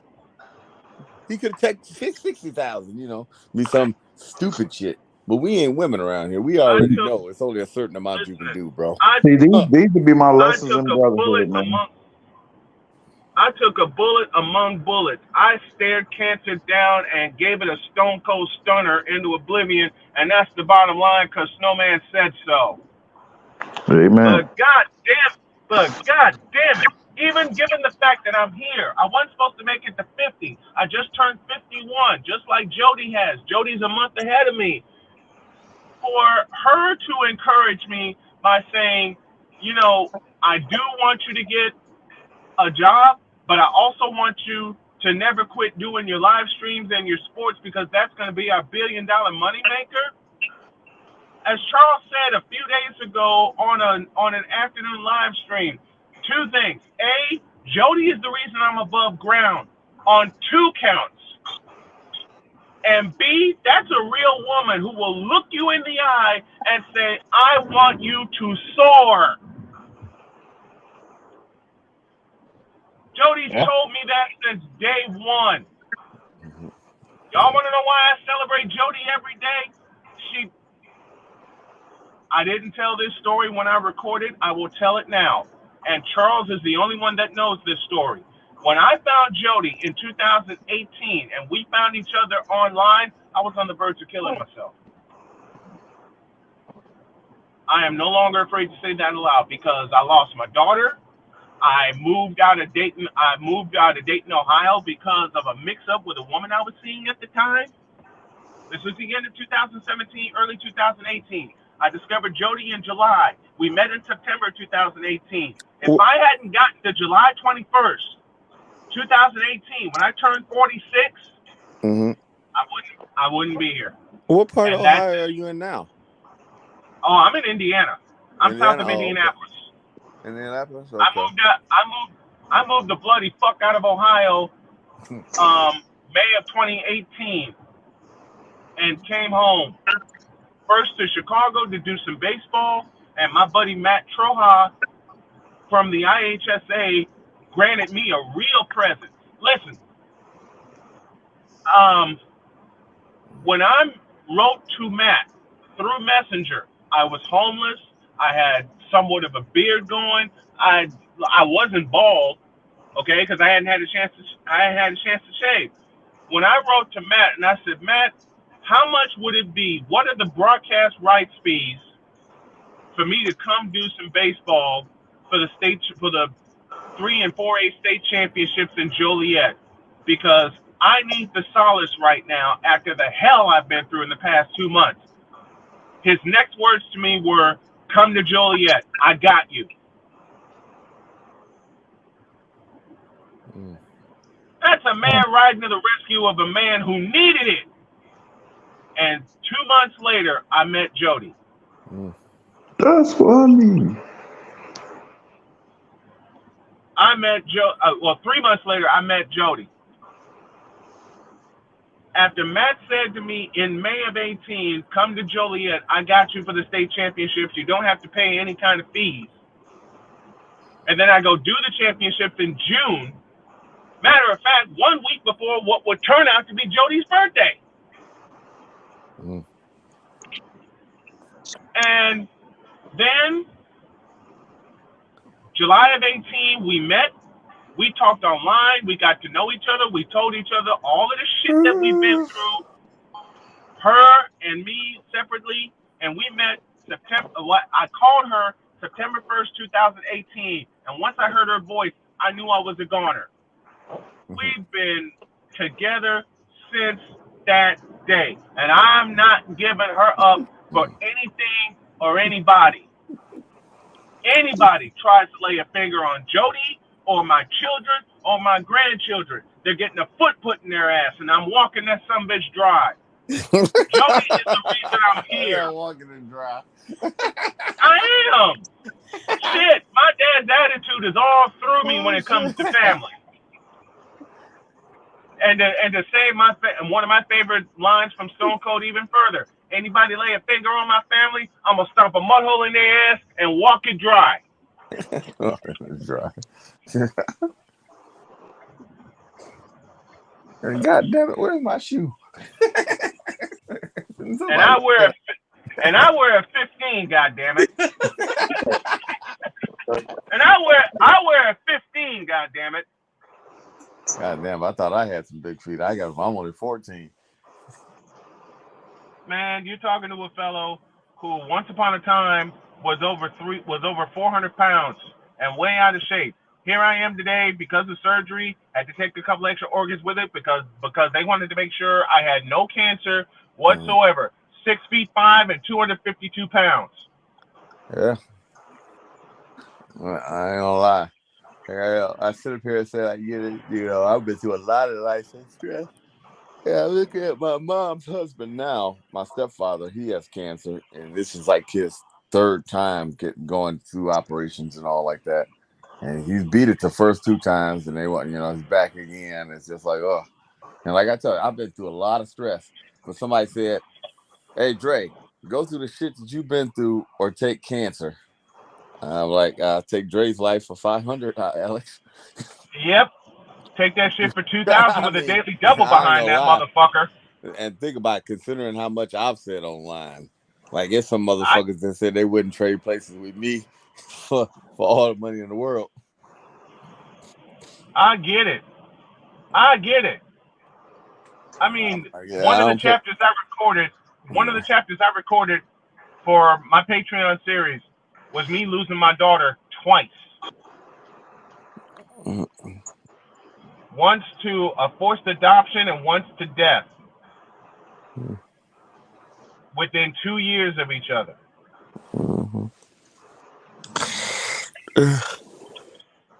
Charles knows the story of my daughter.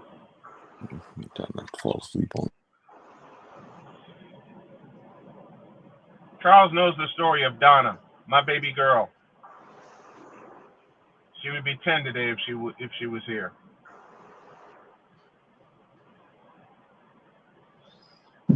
God bless you, bro. Damn, man. Yeah, it's like how many times you got to think about it. And I just said this. How many times? And I didn't even know Snowman was going to say that. But did I just finish before he got up here saying that? How many times? How high is the rate for black men suicide? Right. Well, not even the fact of that, but here's a question. It's like, how much you motherfucker got to take before y'all sit up here and say, well, god damn, man, take some pressure off this motherfucker. But then again, he can just take it. Well, no. Then again, it's those same bastards. It's those same bastards too that will add on to creating that darkness. Basically, they'll be responsible for creating the Joker, and then they will slip into the darkness of the unaccountability. You know what I mean? And then go in shock and be like, no, you don't be mad. You helped create the Joker. So before we arrest the Joker for his crimes, we need to go back and arrest everybody that helped create that. You know what I mean? That created him. Exactly. I'm out in my car now. Jody just bought a car recently. She bought a Nissan Armada, and she gave me this one that I have right now. My Ford Fusion. It's being put in my name. I'm responsible for it, and that's one of the things Jody and I sat down about. Right. And it's helping me do Uber Eats right now. It's helping me get around so I can locate sponsors and do my work for Visiting Angels and do in-home healthcare. But Try I will another. tell you, right? It's another Go ahead, app Dre. I tell you too. Try Point Pickup too. They do the grocery store. Oh, I don't know if you can carry stuff. They do the grocery store a little bit heavier. What's the app again? Point Pickup. Okay. And I will wait, it's definitely one check them more. out. It's another one. They do medical. What's the medical one? MedZoomer. It's MedZoomer. MedZoomer? Yeah. You remember? MedZoomer? Okay. Okay. It's another one. As you see, it's another I've one. said this. I've said this so many times over. And Charles, if you could do me a favor, I put a message in the back chat. If you could throw that up on the screen for me, because I'm going in here. I'm gonna give my wife my M&Ms, and I'm gonna eat my snack, and I'm gonna do some work here because now I'm determined to get all my editing done that I've missed this week. But what happened earlier tonight? I'll say it out loud. Ran me off because it's like, wait a minute, I can't ask for help anymore after the shit that I've been through. Well, here's the question. You already know you're a black man. You're not allowed to have any help. I mean, you know what? And we have to laugh. We have to laugh at that. It would. How did a friend of mine put it? It would be funny if it wasn't so goddamn sad. Right. That's what's right. That's what's so bad. But you understand what I'm saying. You sit up here and say, well, I do. I totally get it. Right. I totally get it. You're a black man. You're not allowed to have any help. It's stupid.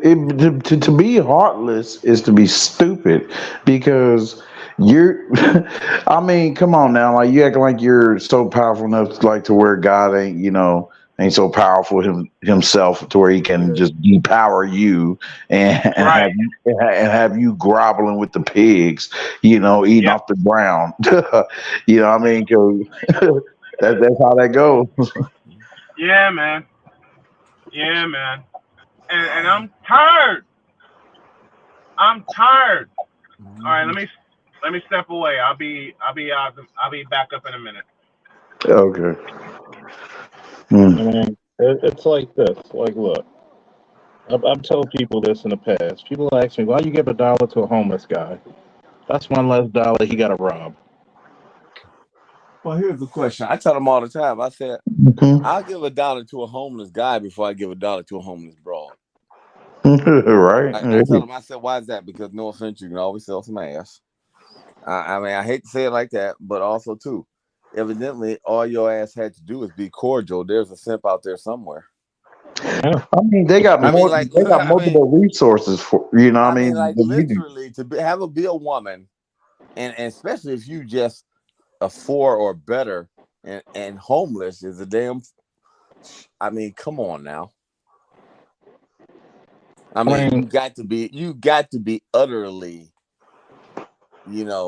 trash, or that bad up in the head where nobody will deal with you. I mean, literally.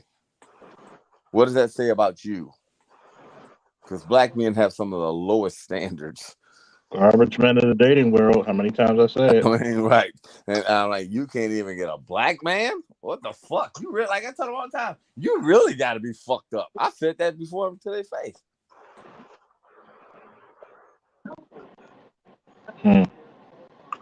Yeah. Heartless bastards I ignore. I'm just wondering, like, everybody has a bad day. They have a bad stretch.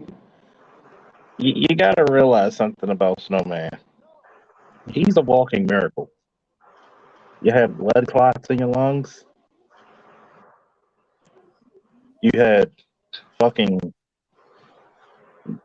I mean, hmm, you had fucking you had cancer, pancreatic cancer. I don't know what God has planned for him, but that motherfucker was meant to be here. Sometimes, like I said, sometimes hey, you realize that sometimes, hey man, you might be, people helping him now might be the way to help him get over this hump to materialize into something great. Mm-hmm. I mean, think about it, you helping his family, so technically, for you people out there that don't want to help him, well, look, we're helping him help his family. I mean, what?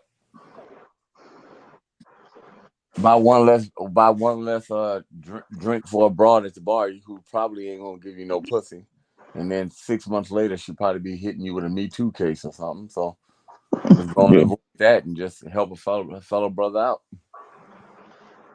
Yeah, man. All this damn power and resources they got, damn, motherfuckers still won't feel sorry for these bitches. Ah, nope. Feel sorry for my brethren, damn it, than I do for these damn strags.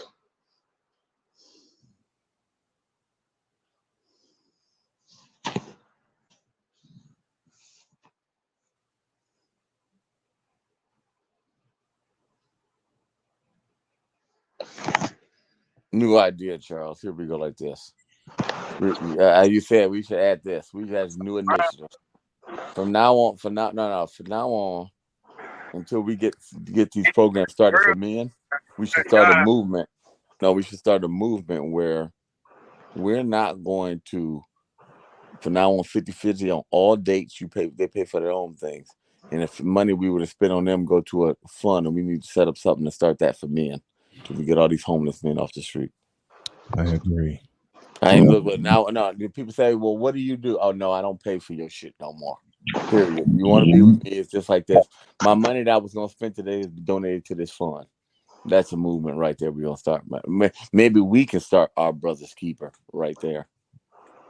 Man empowerment movement, guys. It's something.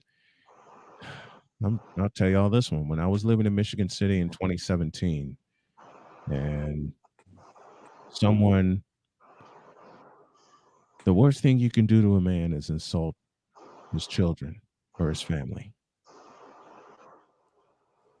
And I was at Starbucks one day, and a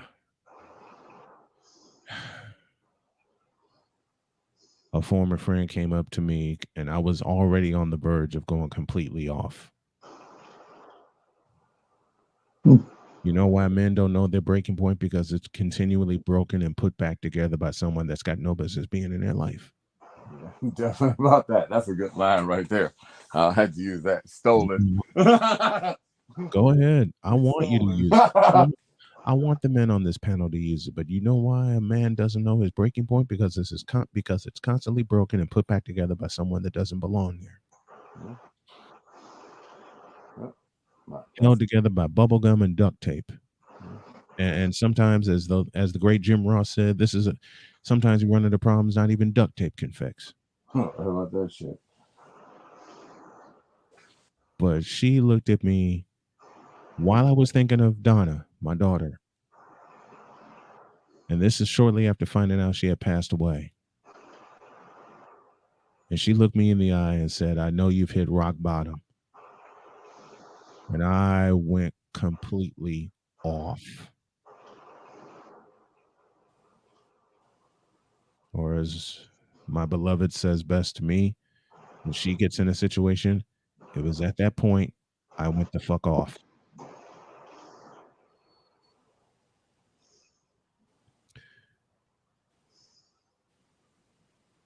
then we get looked at with the finger pointed at us, saying, "See, you have anger issues." Yeah, right. Well, Can't stand that shit. how do you know you didn't contribute to those anger issues? Right. How do you know you didn't contribute to piling on and piling on and piling on? Why you're, how does Charles put it? Just make it one more day. And we're trying to make and we try to make it one more day. And were it not for Jody, I wouldn't have all these one more days 5 years later. I would not have all these one more days were it not for her.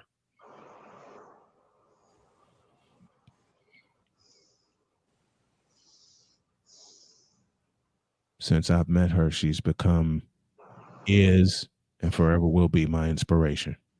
Well, I tell people all the time, sometimes you just need something to fight for. Well, September of 2018, I got it. Yep. I will go through hell and high water for Jody. People don't realize this is, sometimes that gives you the strength to push on because you're doing it for somebody else. Some people do say do it for yourself and all of that, but sometimes it gives you the strength to push on when you're doing it for someone else. It's like you need a goal, you need a reason to do it. You need something to look at and remind you of why you were working this hard. Yeah, that's in almost every anime show. Yeah. Every prominent anime show, yeah. It's the same thing. They get more strength when they're fighting for their friends and family. No, definitely. The strength to persevere. Yeah.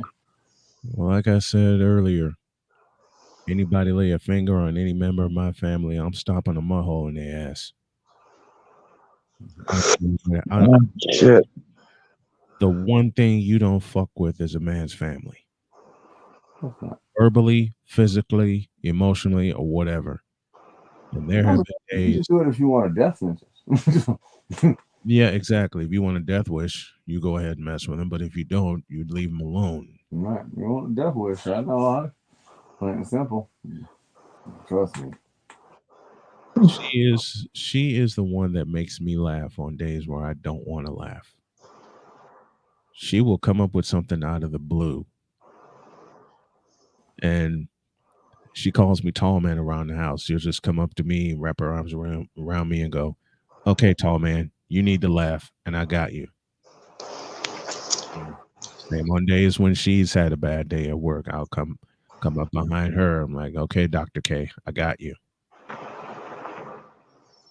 Here's the question. Are you doing DoorDash too or just Uber? I'm going to sign up for DoorDash. You need to be. Take my number down. Charles, give him my number in the back chat. Okay. I'll show you. Call me directly. Oh, you can't call the 450. I got to call the other number. Add me on Facebook. Forgot about that. I lost that phone. I got to do. Put it in the back chat real quick. I'm doing some paperwork. Okay, just put it in the back chat. Yeah, because but I'm saying is I'll tell you some tricks. I was one of the top people in Cleveland. Okay. You got to you got access to a second phone too, or no? We'll talk about not it. Yet. Not yet. I plan to. It's the second phone I want to talk about it offline. Because this is the second phone I want to use to like take calls during my show. And just I want to have it for that, but if Uber Eats and DoorDash is how I get restarted along with my visiting angels, then so be it. God bless you, brother. Speaking of shows, I'm thinking about getting on here pretty soon, one of my shows. Because really, mostly now I've been using TV just to make money, Mm-hmm. Every time when I do get to, watch TV, I use it for that. Mm-hmm. Like I'm thinking about, doing reviews on certain shows that came out. Oh man. Especially this one show. I thought about what you guys thought about that. Like this one anime show called Ragnarok, Record of Ragnarok. I thought it was pretty cool. Mm-hmm. But I say, I'll put my number in the back, man. Give me a call tomorrow midday sometime. I got it. Yeah, I should be up. I do admit I should be up by 10 o'clock tomorrow. Okay. Get up and get my day started. But So in your sports show, do you cover all kind of sports, I do. like UFC too? Yep. Like oh yeah, hell yeah. Main 4 plus UFC, and if it involves sports, it involves a snowman. Hell yeah. But I'll say it again: when you get so tired, you also get determined.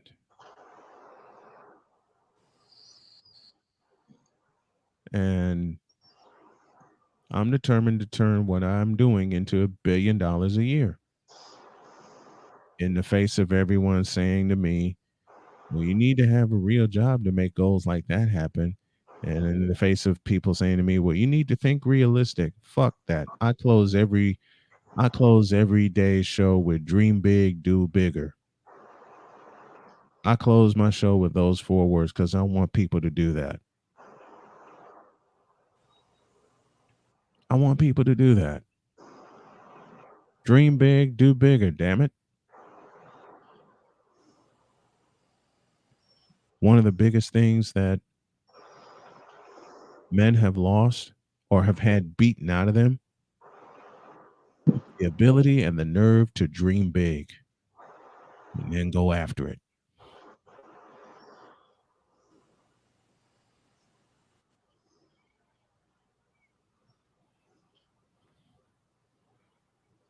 It's like Charles said, my brother, my champion, my savior, and I ain't giving up.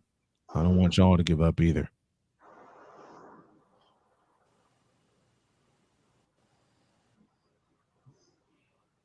Thank you, though. Appreciate that, man. I appreciate y'all. And I'm gonna Sometimes you just gotta, you never know what people are going through till you ask. And I think that's the problem.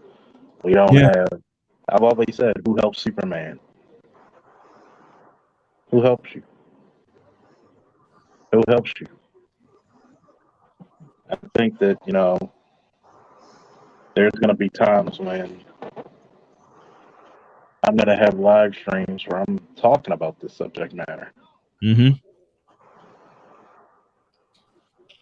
And I'm talking about this subject matter. And I asked the question, who the fuck helps Superman? Right. Exactly. Nobody but a bunch of motherfuckers complaining. Who helps you? Everybody says you need to get a real job, but nobody offers you a job.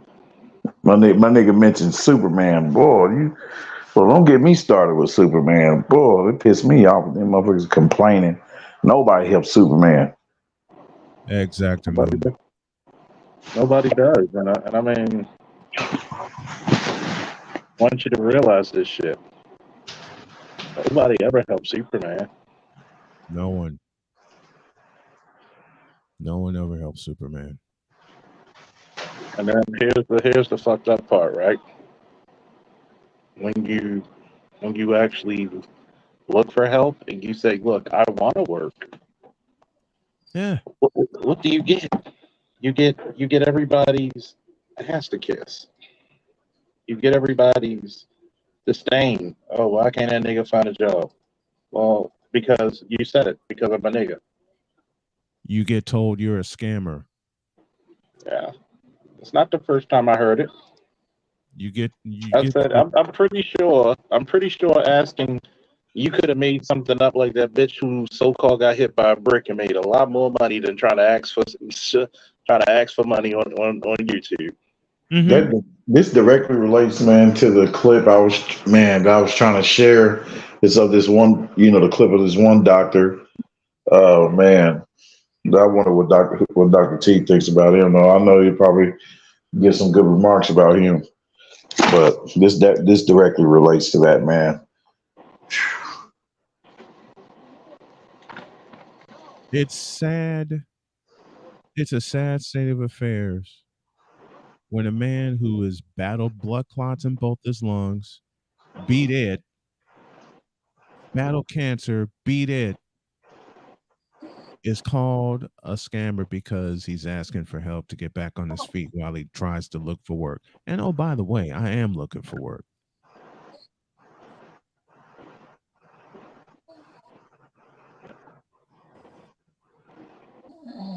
I'm straight up looking for work, and people still call me a scammer to this day.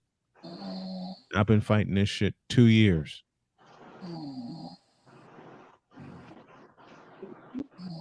Let me step on out of here. Thank you guys so much. I appreciate y'all very, very much. I mean, man, the Most High, God bless you, man. Bless you and your family, and keep y'all safe and protected, and and in His everlasting comfort.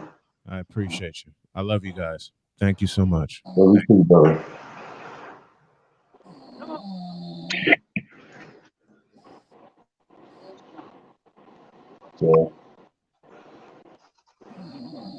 So you be still working after the stream's over with, brother Charles?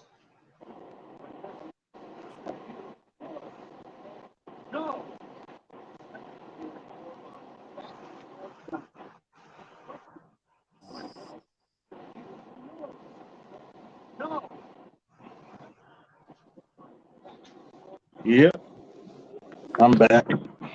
Yeah, you still gonna be working after you're done with the stream? Oh yeah, I'm still here till 7. Oh shit. Somebody's got a shift command. They said it's you, nigga.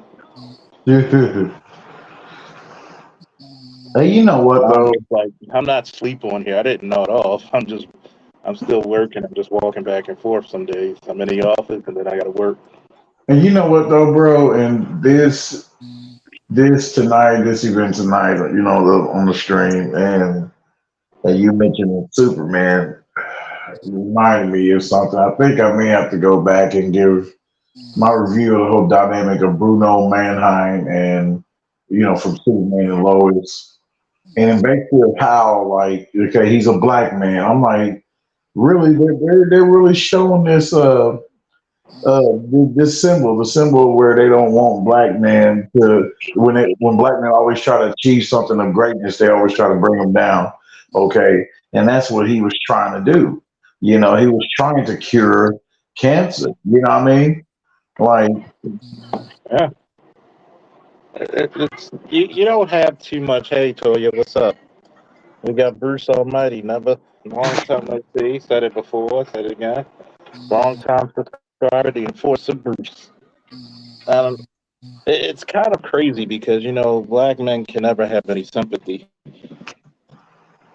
And it proves it. And the first motherfuckers to knock you and say, "Man, the fuck up." I tried when I went through my issues, when I lost my house. I think it's shameful to tell a motherfucker to man up. yeah, right. Like, And especially if it's a subject matter you can't man up about.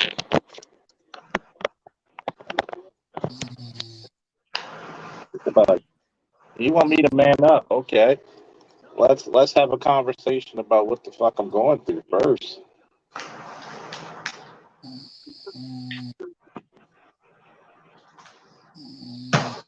Let's do that.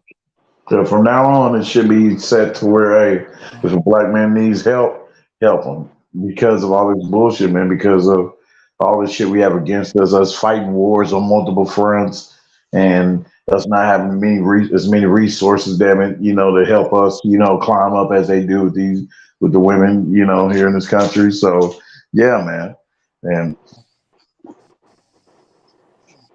I mean, you gotta think about it on a fundamental scale that black men are by themselves. mhm. Black men are totally by themselves, and all is code and all is mentioned. You ain't getting no help. You are not getting help.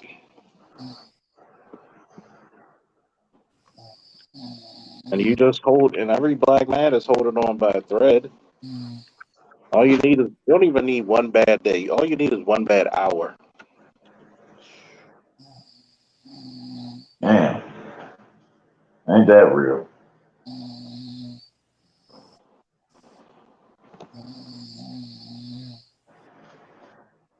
Yeah, that's so real.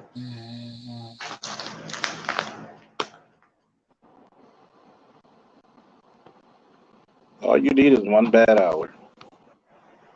One bad hour. Because that's all that's needed. You got people who damn near about to toss themselves over a bridge because they haven't even seen their kids. Okay?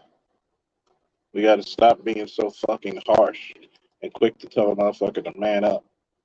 And guess what? What if you don't have anything to man anymore? What if you don't? What if you just don't have the energy? What if you don't? People forget that. You don't always have the energy to man the fuck up.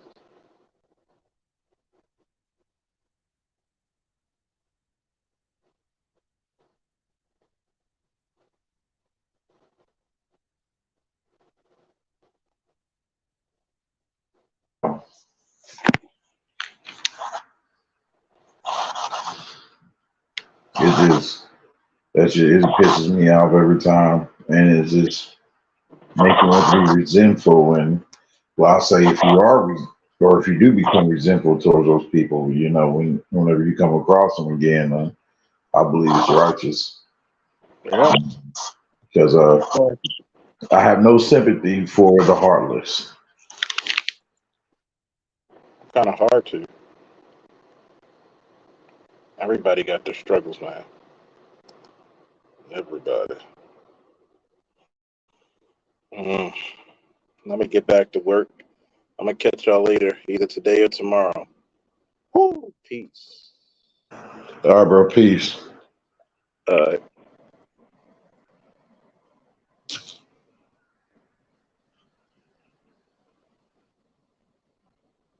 Woo!